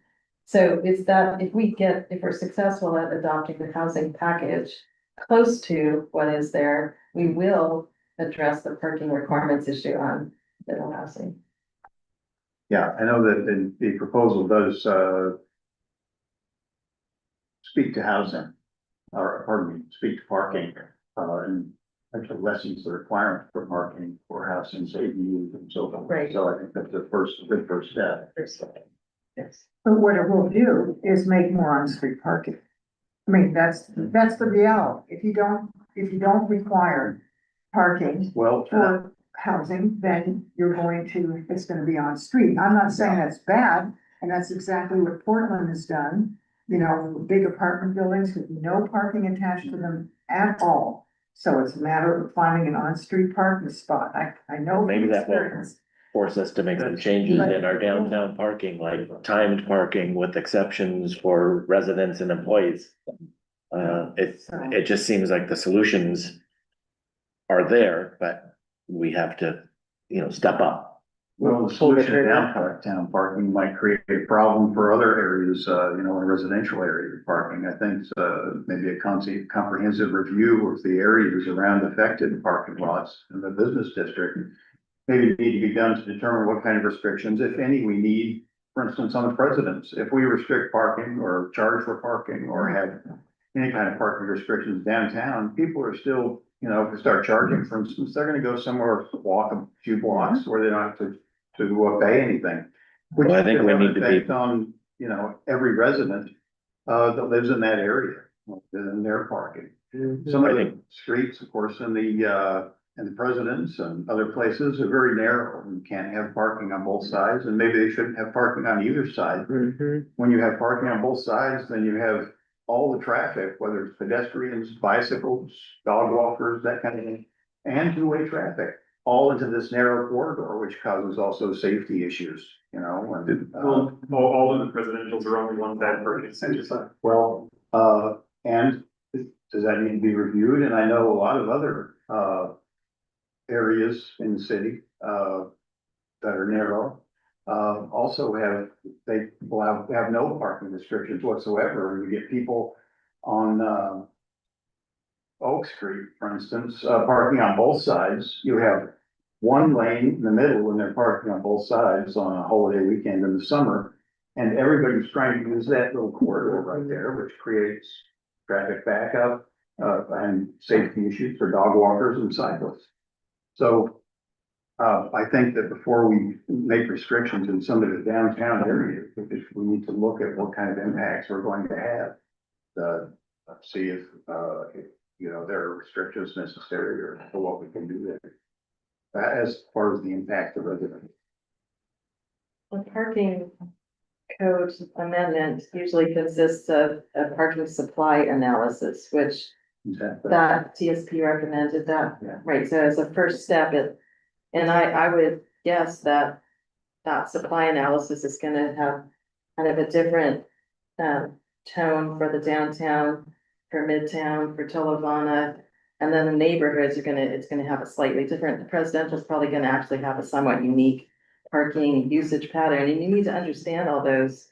And there are people who literally go out and count the cars and when people move them and where they park and what's the parking, how much parking spaces are available and when are they used? And that actually helps you have a more educated discussion about where to make the parking changes. I think You should be so fortunate that, all of those people living downtown, you know, are struggling to find a parking spot. I think that's years away, from making any real difference in housing downtown. But we are in immediate danger of, you know, just becoming a strip mall downtown. And, you know, I don't know of anything in the code that encourages the kind of green space that we all love now, the pathways and the courtyards. You know, and so what we're gonna get is a building and a parking lot everywhere. I mean, I don't think any of us wanna see that, really, do we? Some of this Marcy is said also, that could be fixed, that part by just changing the numbers. it's easy, but it will be controversial. Well. You'll hear, you'll have lots of testimony. What else is? How wrong that is, but. Well, because in addition to just changing the numbers, the agreements that she's mentioning is there's a few, like Costa Theater owns a bunch of parking and they lease the parking out to other businesses for them to meet their parking requirements. So if that's not a requirement, does that then get developed into something else, or does that mean a parking lot? Same with at the intersection of Third and Hemlock. That's another private lot that if it wasn't required to be a parking lot because it's being leased out for parking, would it become a building instead? No, I understand that, and that's true, but what I'm saying is that if an immediate fix to at least stave off the strip mall effect would be to change the number of parking spaces that are required for a certain square footage of building, and that we can do. That's what I'm talking about, that can happen right away. Doesn't that just give us bigger buildings, though? So that, Which is- yeah, exactly, so that is, you know, that can be part of the parking discussion, because, you know, just like Gary was saying, you know. And I caution each of these decisions, that if you do not have affordable workforce housing in the thought of every single decision you make, you're wasting your time, is what you're doing, because every decision, and you know. I think every building that we see coming forward, it's got to have some kind of, that's why we call it a public benefit, to think about that. Public space, And so- green space, yes. And so, yes, but I agree with you, we could start that, I mean, we could start talking about that. And yet, I think as Marcy says, it's still gonna require a supply kind of parking analysis and demand type of thing, because we want to put those numbers into the discussion. Really, that brief one that I did of 43,000 square feet for retail in one block, what is that for the whole community? And we do that kind of analysis of what kind of demand our things would need, and then what is the calculation that gets done for the workforce housing out of that, and to get the size of the building, scale of the building, you know.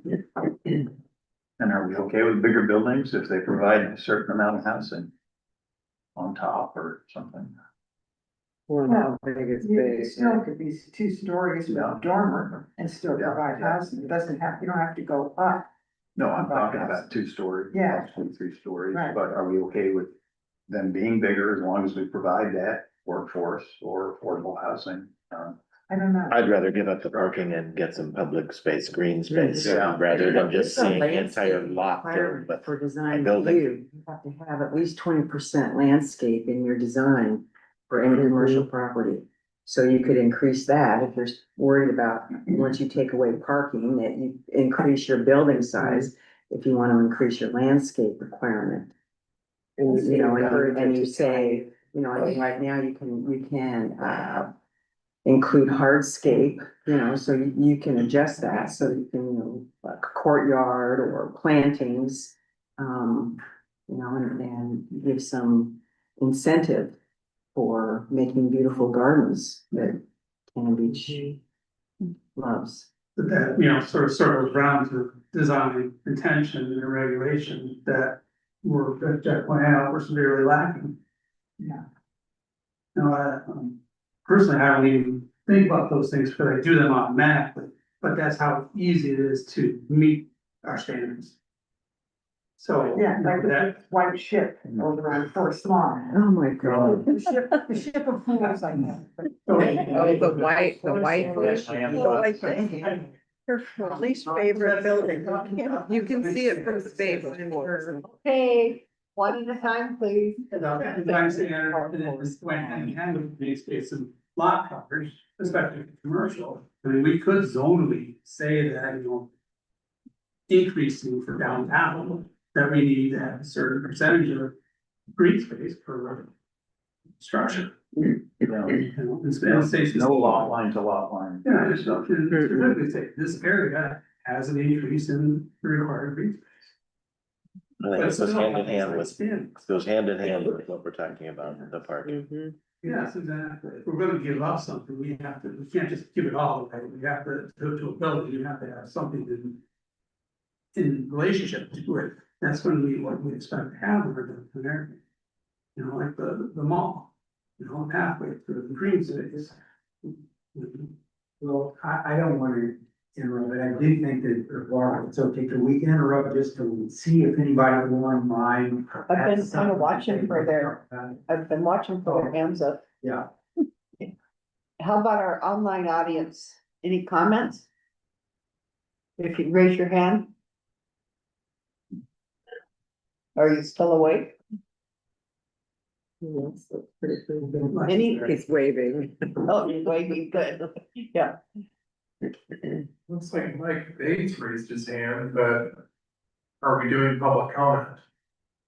He's still on planning commission. Oh, he's not on planning commission. Oh, I thought he had something. As of March. Okay, February. Maybe, yes, I don't know. That's the other day, he said he was. Clay, did you want to speak? Yeah, hi, can you hear me okay? Yes, we can. All right. Well, first of all, Jeff, I'm so glad to have you back in this conversation. And to think about 7 years ago or so that we were talking about this, or 6, whatever it is now, we started these conversations. I can't help but go to process and what we've been through to get here. We should be better for it. And my comments are going to be around our process, not so much what we're talking about. I think Tim made a comment earlier that really stuck with me about our process on affordable housing. We lost a lot of, maybe lost isn't the right word, but we used a lot of public energy, sentiment, goodwill in getting to something that really doesn't, I'm not sure moves the needle significantly on this affordable housing question that we are trying to address. So I think that comes back to us as I listen to us tonight talking about some great ideas that might happen. Our process really didn't support that. And I think I don't know, but I suspect part of it comes from the communication chain between ourselves and the time that takes place, that happens between that. So I think one of the things we should be talking about is how we're communicating with each other, maybe more focused than we have been in the past, with more public involvement, say even in this meeting, so that they can see us having these conversations and hear us having these conversations and be involved in these conversations. The public meeting law that people were upset about, whether we did or we didn't, violate public meeting laws, doesn't matter. The perception was with the public, we did. So I know that, you know, there's a process for changing the law and you have to notify people, but maybe we run similar processes for meetings just like this, where we let people know, we reach out more than we had in the past so they can be involved in these processes, and we sharpen it up. So we know we have a smaller goal in terms of what we're trying, a tighter set of parameters around the goal we're trying to meet. And we can be more focused, say, at the planning commission level. So that can come back to the city council with something we can act on. We end up in spots where we've taken on a lot. There's been a lot of time that's passed between the time we started the conversation and the time we actually get it in front of us in the planning commission. And we just lose so much momentum, so much of the message is lost in the process we currently have. So one thing I think to think about is our process between the groups, with the public, and the time that happens in there. So I didn't come into this meeting thinking about that, but as we're talking about all these multiple things, the trees or housing or parking, I'm reminded of the message that gets lost by the time it gets to us to make a decision. It gets really hard to kind of focus in terms of what was important in these meetings and what was said, and we lose a lot of momentum and energy of the people involved, both on these different committees and commissions, as well as within the public. So that's all I had to say. Thank you. Thank you, Cliff. Anybody else on the line?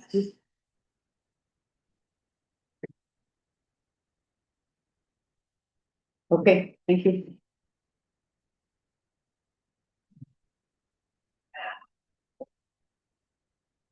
So it was 2 years ago, we had a meeting in February on housing. And I thought it was an excellent meeting. I thought there was a lot of really good ideas around the table. And then it diverted into this, let's create this focus group and this study it and so on and so forth. Maybe naively, but I, at the time, was arguing, why not just have a few more of these meetings like we're doing and move the ball? To see if we could actually get something done on affordable and workforce housing. Talking related to code or other projects? Well, it's a fair question. You don't necessarily need to rewrite the code to do some of these things. And some of the things that Planning Commission did in 2502 did address code. But if the goal is to move the needle on affordable housing, I don't think we moved it very far. Well, I think we had a good meeting on Tuesday night talking about land trust. So, I mean, it feels like we're having the conversation. I know everything feels like it takes too long. But I think we are having the conversations. I think Clay's right, though. We need to move forward. We need to continue to have these meetings. And there are, other things that could be set aside that aren't as important as our housing issue. Well, so that's where I need more clarity on just what the housing goal is, you know, and I think Jeff mentioned a number, 25 that we were trying to get to, 25 units. Well, and I think when you added them all up over the years, it was 50 or 75 units. But what I'm getting at though is to get to a place where we can say, okay, we can feel good that we've done this. Now we can address this instead of just, I mean, you know, is it 200 units? Is it 25 units? You know, what do we need to do so that we can feel like as a community that we have accomplished something with housing? And that's where First, we need a place to put those. well, and that's what I'm saying, but if we have a number in mind. Right. Then we can look at, okay, this place can accommodate, or this can, you know, provide 20 units, and I think that's something that needs to get in my head anyway, just to be able to kind of know that we're going to do something. And what does something look like? So that we feel good about that something. Marcy did have numbers at one of our meetings that we had. You had numbers to start with, and you had some numbers that were The presented. county did have, the county had every city do a housing needs analysis, look at how much land they have and how much, and,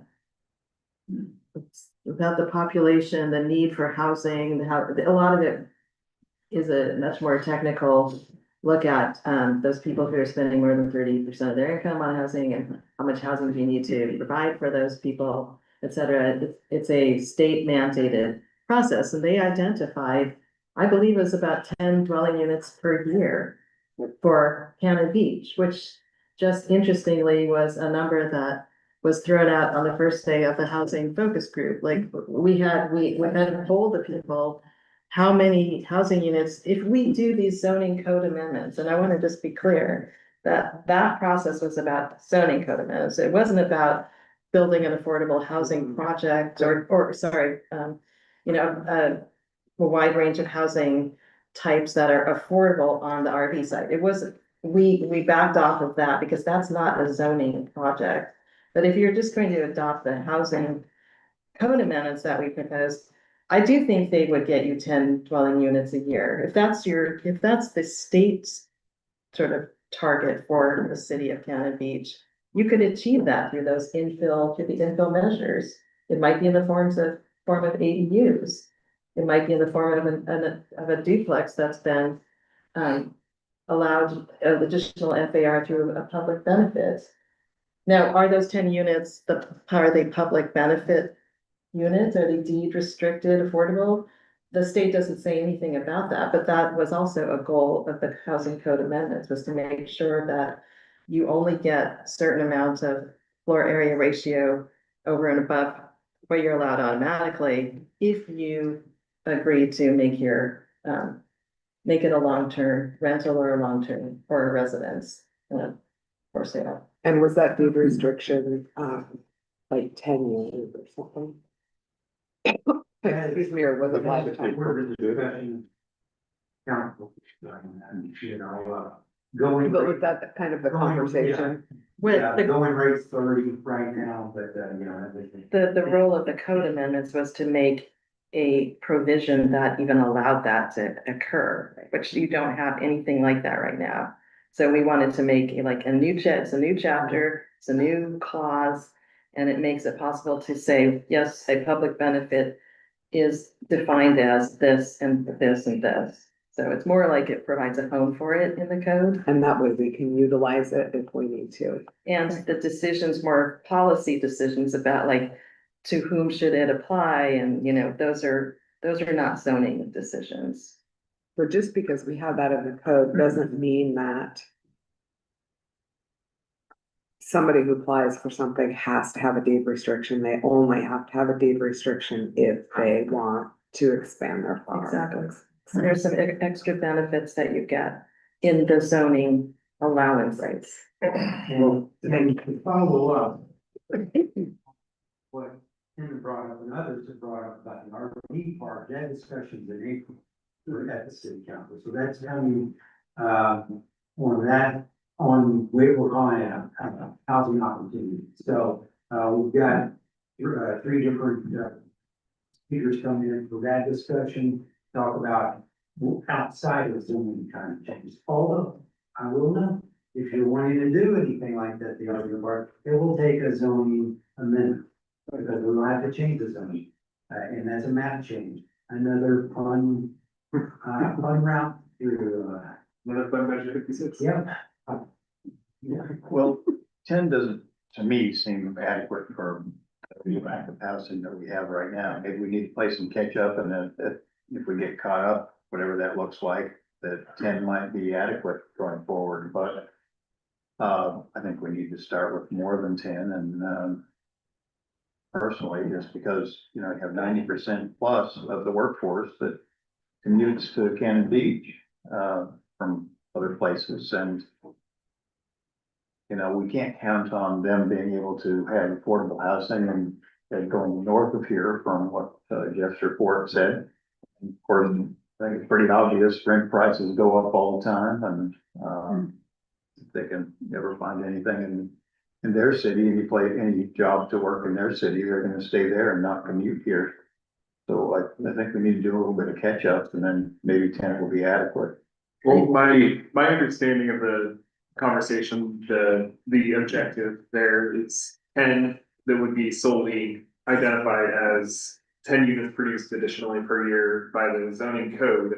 And then the policy, whether it be the RV park or it be the, community land trust that we just had a presentation about, things like that, those would be the projects that would be the catch-up projects that would get us above and beyond that 10 units. So the 10 would be kind of like the standard baseline. The zoning code changes allow us to get an additional 10 a year of infill and whatever, and then those policy changes would be that catch-up stuff, the creating areas that, like the RV park and the community land trust, things that meet that goal and do that above and beyond to get the people in our community that are working, able to live. Isn't one of the RV park proposals that you reviewed, like might bring in 30? I mean, it's theoretically, but like once finished, like, so those kind of projects do help a lot if you can make a space. You're absolutely correct. We're never going to take care of our entire workforce. I mean, that's just, it's not even, Yeah.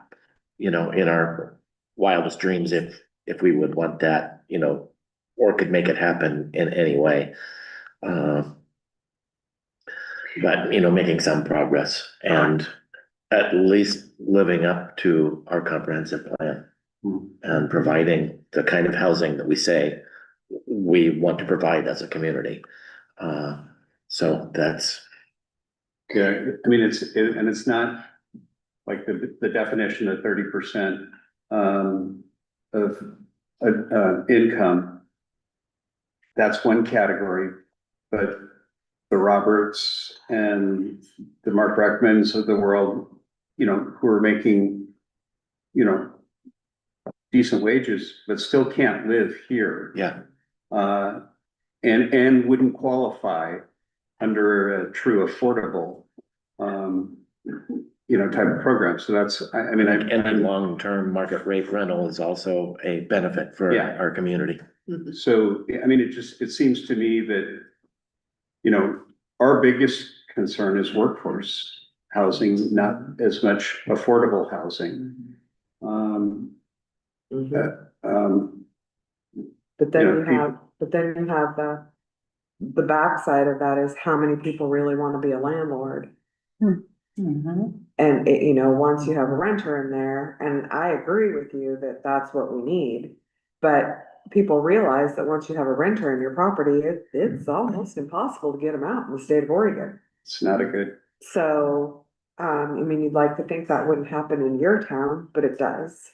So that's another hurdle with housing. Pretty obvious with that blue space in the pie chart that not very many people want to be landlords.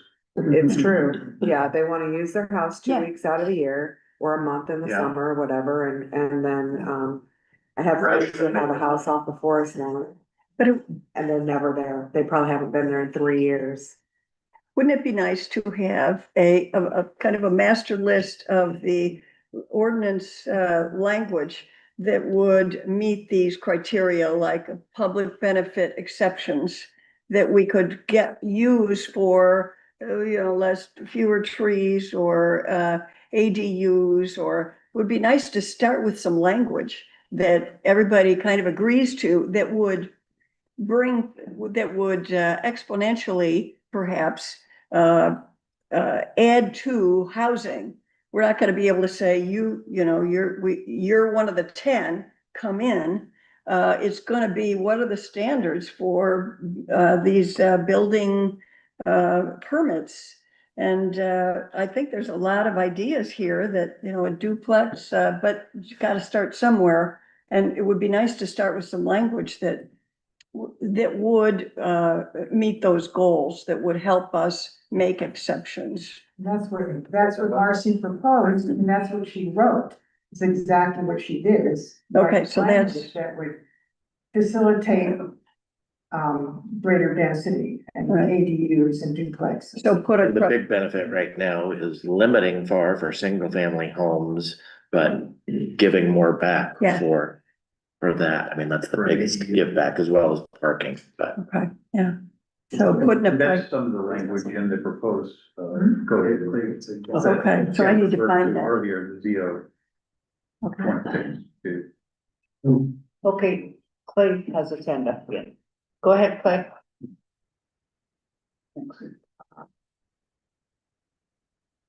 Clay? Yep, sorry, can you hear me okay? Yeah.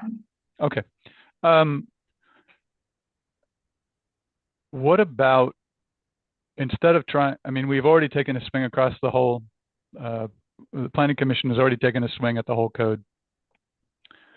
What if our next round was much more focused? It was, you know, there's only so many areas where we can really move the needle significantly in our town. There are some areas we might try, but they will be so controversial. I just don't see us having the stomach to do that sort of change. But some might be less controversial. The downtown core is the best chance of getting some units, and to Les's point, you know, we're not going to move the needle massively, but it is our best chance of moving the needle. We never talked about changing zones. We talked, well, let me take that back. I don't think we talked about changing zones significantly enough to really move the needle. And we got kind of lost, I feel like, in a conversation people didn't understand, and density and that sort of thing. But if we really focused on a small area, and rather than looking at the whole thing and having it be this huge conversation, we just focused on a small section, maybe that would help us in terms of our process, in terms of people trying to understand what we're doing, and not trying to just take on these guerrilla, these big, complicated conversations all in one swoop. Maybe we segment it out. If affordable housing is at the top of the list, you know, talk about where our best chance of success is and really hone in on that area. Or, you know, maybe you talk about some specific zoning changes to, you know, the RV parks come up. Maybe that's part of this conversation, but go after specific areas and move the needle significantly in those areas. And you know, we've made suggestions for the broader picture. I don't think it's going to move the needle much. To Dina's point, the person that can afford to tear a house down and start over doesn't want a renter. There will be a few people that do that, but it'll be nowhere near 10 a year. Just ain't going to happen. But you could get a more meaningful number if we started to think like Marcy was talking about with the gas station site that we used back in 21. Go from what now would be 6 units to many more units, and get people focused on that, and frankly get us focused on that, so we can have a much smaller conversation and not get so sidetracked by all the other possibilities. Just narrow this down. Anyway, just an idea to kick around, maybe talk about. Thank you. Thanks, Clay. Can I speak? I don't know if I'm supposed to raise. Go ahead. If I'm at the same You are. level that you're at. There were 2 important things that came out of the housing policy workshop that for downtown that I think would kind of change the zone without actually changing the zone. One was removing parking requirements, and another was removing the ground floor retail requirement off of Spruce. Is that right? Not Hemlock. Hemlock stays, No, but Spruce. It was Spruce, but I don't think. Yeah, Spruce. I don't remember talking about completely removing it. Yeah, that was a goal for Spruce. Well, it remained keeping it. Right now, you can't build housing on Hemlock without commercial. That seems appropriate there. But on Hemlock, I think it's on Spruce, sorry. I think it is. I think you will see standalone apartment buildings there if you don't allow, require parking and you don't require the retail. And I think some types of, buildings like that downtown would be really, really good for addressing the shortfall of housing. And I think that's a big move that you make with a relatively small zoning code change, but we backed off of that because it was, I think downtown is so special and there was so much concern that too much change might occur too quickly, so we backed off of that. I'm not saying we, but the group did. I think that should be revisited, that decision. When you say apartment building, what do you envision? A standalone, like a building, like the hotel, that the Cannon Beach Hotel, say it doesn't have, it has, well, let's pretend that doesn't have a little bar on the ground floor. Let's pretend it's just a lobby and it's entirely residential from ground floor to top. A building like that, that's when, so when I say standalone apartment building, that's what I'm talking about. Northwest So- Portland. Northwest Portland or Canada Trigger. Yeah. Yeah. I mean, at this meeting 2 years ago, Aaron Matusik, who owns the building right across the street, said if you didn't He would build need it to have parking for units upstairs, he put 8 or 9 units upstairs pretty quickly. Right. I mean, that's a pretty good swipe. That's a pretty good cut at the ball. I don't think I don't think he's alone. From what I can tell downtown, a lot Well, of, he sort of is alone in that that's the only place you could do it. I mean, I think there's a lot On of Spruce. second floor space that's not being used for housing because you would have to provide not on Spruce. I mean, you got wetland here and you got a parking lot over there on Hemlock. on Hemlock. Oh, we were talking about spruce. No, but Spruce. on Hemlock, I think it's the same, you have space above commercial. Yes. There, and we wouldn't change that, we would still require that any housing be above commercial, but I think there's a lot of existing space. If you above got rid of the commercial, parking That if you didn't have a parking requirement, it would convert to housing. Oh, Yeah. I mean, that's low hanging fruit. Yeah, I think so. So you're saying, Use the big years.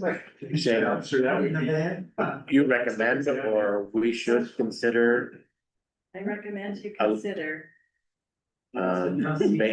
eliminating the retail ground floor requirement The parking. on Spruce. I recommend you consider going a little bit further with the housing code amendments than the proposal goes, and that would be to remove the parking requirement for housing. And the other would be to remove the retail requirement from Spruce. I don't think I'm disagreeing, but I want to reiterate that unless those have some type of deed restrictions with workforce and affordable housing, it will not be for workforce and affordable. So I think, yeah, I think we all have to. So we just can't say, get rid of parking lots. Parking lots are your leverage to get through. And so that has to be clear in the message. Sure. That this is why we're doing this. This is why, that, you know, I mean, I'm just stating That's the quid what pro I quo. believe is the point of it, and, don't want people to get misled, if I'm just gonna start allowing anyone to. Because I think, you know, we still got to have a lawyer's way in, on, you know, kind of the tangled history of those. Giving those spaces to people for how many years and can you. You know, can we do this? And so that's still part of our discussion. I mean, these are all great dreams to have, but I don't think it's like Tim said, it's low hanging. Because these are gonna be some, I think we still got some hoops to jump through to get just to be able to do what we're talking But with because I'm fine, like I think with it's what- dormers or apartments You can over jump these through buildings those. over here, if they needed to have deed restrictions in order to be able to do that. But along with that deed restriction, what's the AMI? I mean, are they going to, is there gonna be, is there some way to cap the rent in a way? Or can they charge $3,000 a month for a unit, even though it's deed restricted? about. So how does it That's cap? part of that. It would, the deed restriction would cap. It's like it's through community land trust and other organizations, that's the, many mountain town communities, it's your, what's this one called, the North Coast Housing Authority, whatever, it's the housing authority that does that for the community. And maintains that, requires, you know, if you're a workforce, you have to prove that you're living in the area or whatever, and you have to meet that, that you work 30 hours a week or more. And they're the ones that do the regulating. That's So- definitely up to the ante so of they being a would- property manager. So they would regulate the amount of rent. So I think for, But it's the community that does that here. I'm not saying it's the person that owns that building or the operator of that building. That it's, they sign that, and the community, the city does a memorandum of agreement or whatever with that group. And we're paying for them to, as the community, your taxes that you're collecting on your construction tax, the excise tax type thing, could pay some service to do that and To do the management? to be the management. Like I said, And it's that not, line with the deed restrictions would have to be in place, otherwise nobody can build them because they wouldn't get their return on their. right? yeah, so the only person that's really gonna do that, if there's, because I think on, workforce housing median income, you're looking at an AMI cap of 120. And so the only person that's gonna build something like that, if there's a restriction, and if there's a restriction on what they can charge for rent, is someone who needs the loss at this point in time, because building costs are so expensive. Am I on the right path on that, Jay? It needs the Kind lot. of Yeah. A loss. a loss. Oh, I'm sorry. You can build more units on the same piece of ground if you don't have parking requirements. So, you know, there's something to be said where you can build more there and you make more money from more than fewer and having your parking requirements and not being, you know, you can't make money on Sure. parking or charge for it kind of a thing. But yeah, there are all kinds of things involved in whether or not how they're incentivized, you know. You know, but for a 500 square foot unit, can you charge someone $2,000? Yeah. But can you really? Right? I mean, that's where it comes down to, Yeah, if they get. I don't know, tax I'm breaks, getting too deep in the weeds. parking relief. And the other incentive, or more units for where. Yes, you're right, bringing up its subsidies and then subsidies. I support a lot of this, make it work for the future. I think it's a great idea. It's just, That's the. I think the attorneys need to advise us yeah. on what we can actually do there. Property rights. So, well, if there's a deed restriction and they agree to it, then they agree to that deed restriction. I mean, that would be run past That's the true. attorneys, But right? what would the attorney? Prove of that. Excuse me. Probably. If it's a contract. I mean, and aren't there government programs and loans that are lower interest for affordable housing when there's deed restrictions? So there's not just private money, there's also loans available. If we I don't know. made that obvious. Not. It could be through the What he housing, said. authority. of What? some- There could be through a housing authority of some. Yeah. Housing authority. Um, Probably not really big years. yeah. We might need to be a little. Then you're in. Yeah. Well, yeah, there's that. But it's gonna take us that long probably to get to that point. So we'll just look at that as a win. We're not talking about a lot of people. We're looking at incremental, graduated change. And so all of these ideas might help a little bit, add people. So- Makes sense.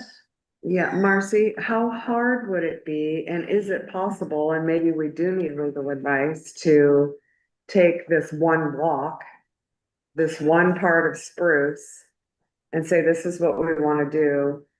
I don't know if you call it a trial or whatever, but we put the deed restriction in the code, we go through all of those steps. And then just do a trial on one block. What does that look like? Is that something that, how much controversy might that cause? Well, in this town, it causes a lot.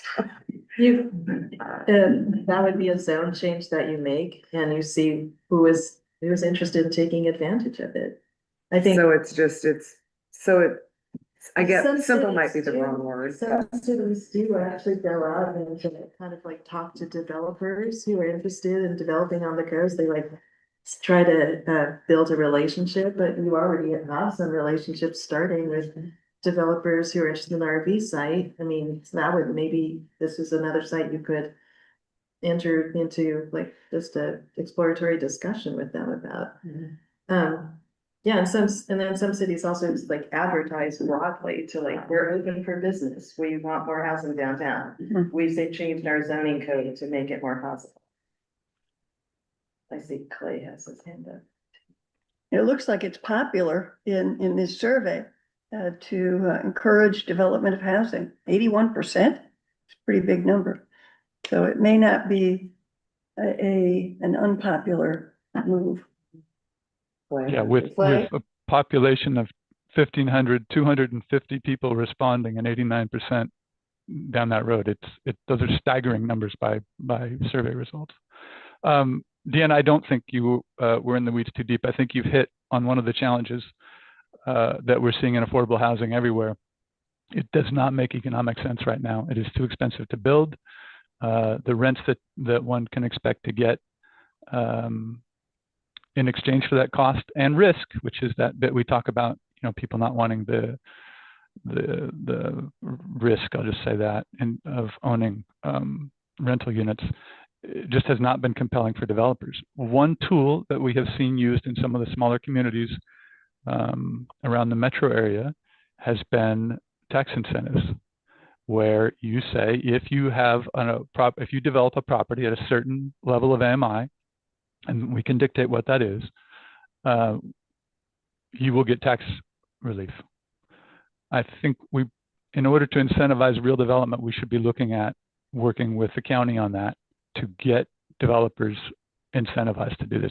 It's very, the path between actual development and conceptual development is absolutely going to run through the economics of making that happen. So very important piece, and I don't think you're too deep in the weeds, Deanna, to think that way. It's critical. Jeff, the deed restriction, 100%.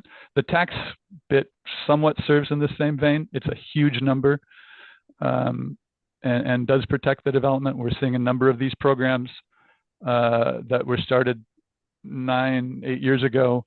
At that period where they roll over, a lot of times those programs run 10 to 15 years.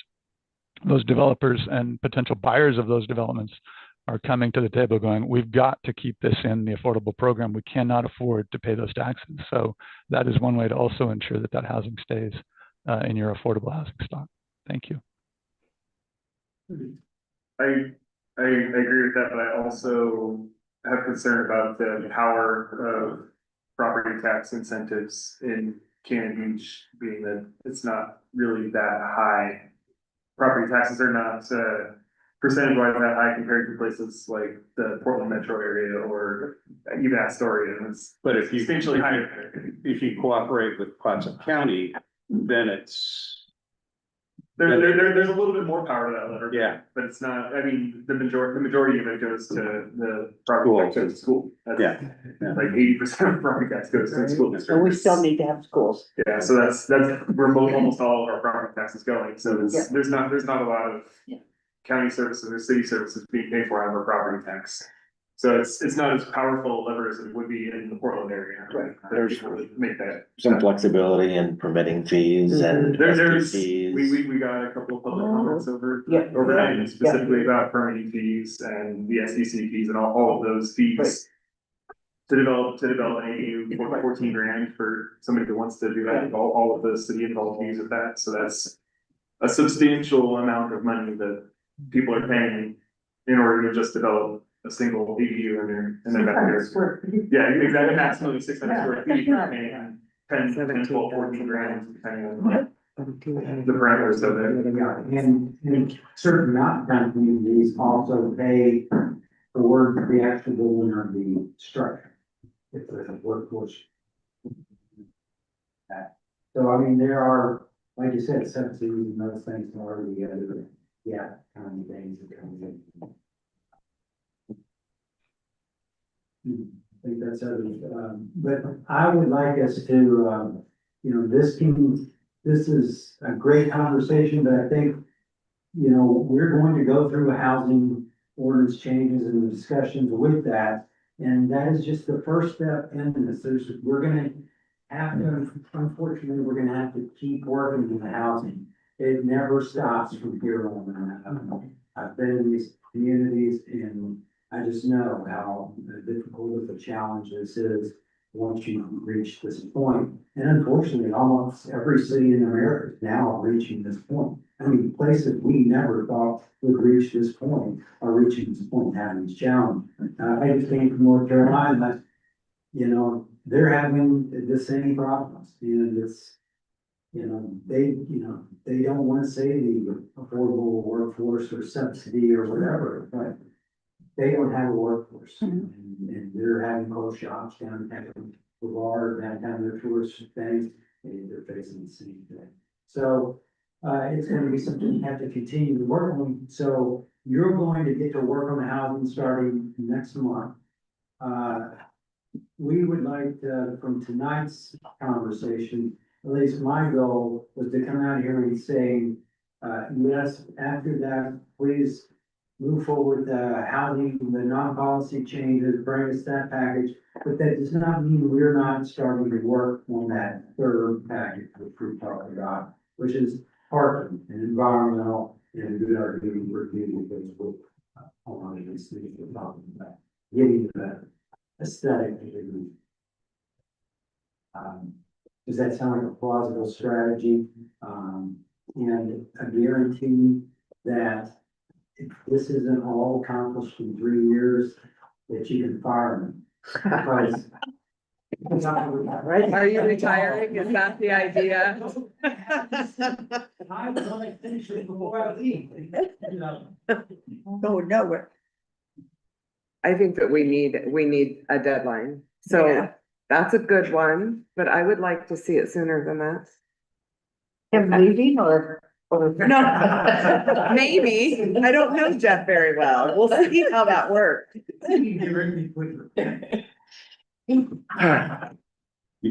The other topic is we should spend some time thinking about the financial viability of Elk Creek Terrace. And I mean, we can talk about new housing, but if we lose the ones we've got, it would be a disaster. When is that deed restriction up? Do you remember, Jen? 35? Sorry, what's the question? The deed restriction for Elk Creek. I thought they just had a new thing as 47, I didn't sign some. I found that there were some recent developments with their financing and stuff like that, some grants they received.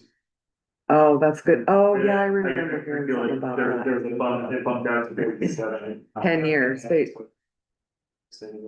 was a 10-year bump. You're on the April 14th work session. Yeah. Well, there we go. April We'll 14th. have the answer to that. Be there. Is part of this housing code, does it address the issue we just talked about, of, something like an ADU? It waives some of those, I would call this Yes. enabling ordinances, what it is. We do not have all the pieces like the tree ordinance and other things to plug into it yet, but it enables that to happen once we get those others in place. It's just added a possibility. And,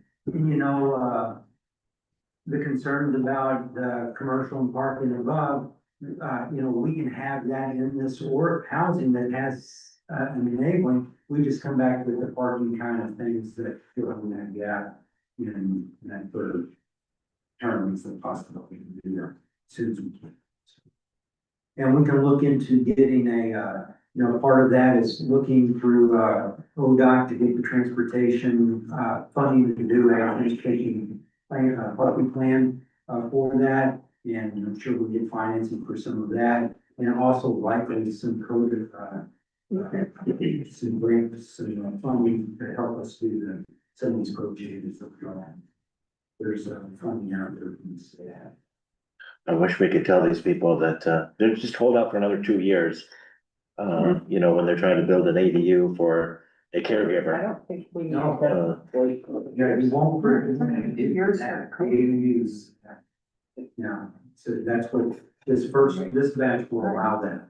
It's just Okay. more complicated things like some of the trees and some of the other. If council passes it, the package that Marcy's put together, that is built into this. Okay, Well, so you're not talking 2 years to get the housing done, okay? but the ADU just, Two classes, or 2 fellows. Right.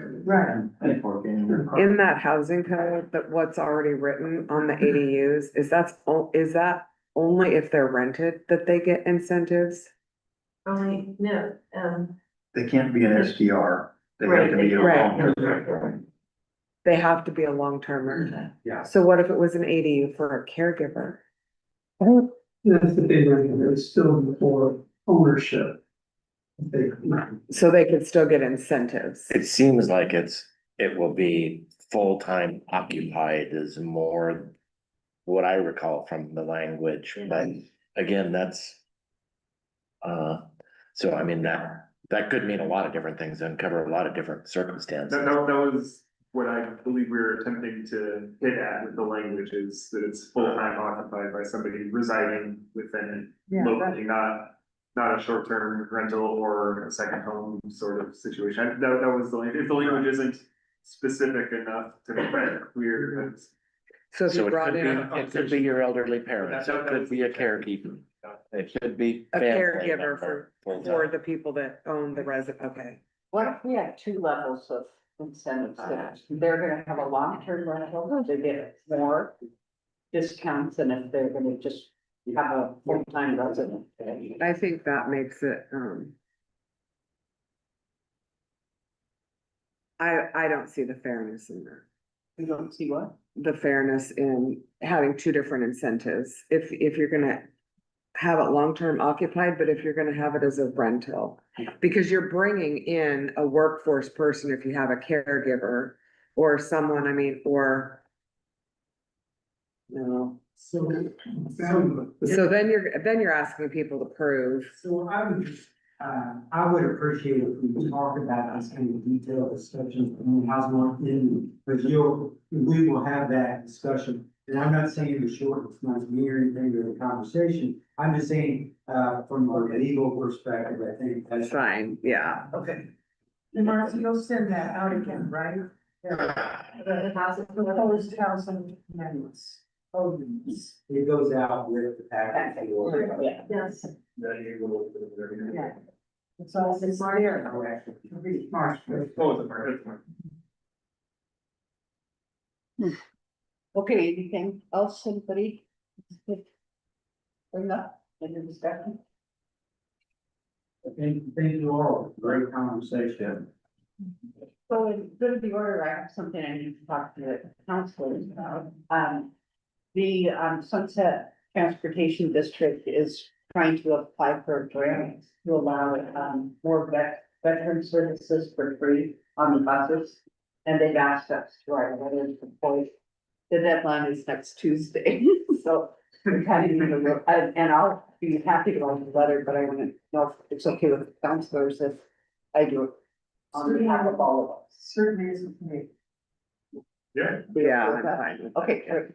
Okay, anything else for good order? With Sunset Transportation, there's been a few people who ran me about, the Dial-A-Ride program that's offered around in other parts of the county, but apparently isn't available And they're trying to, locally. they're trying to. It's drivers.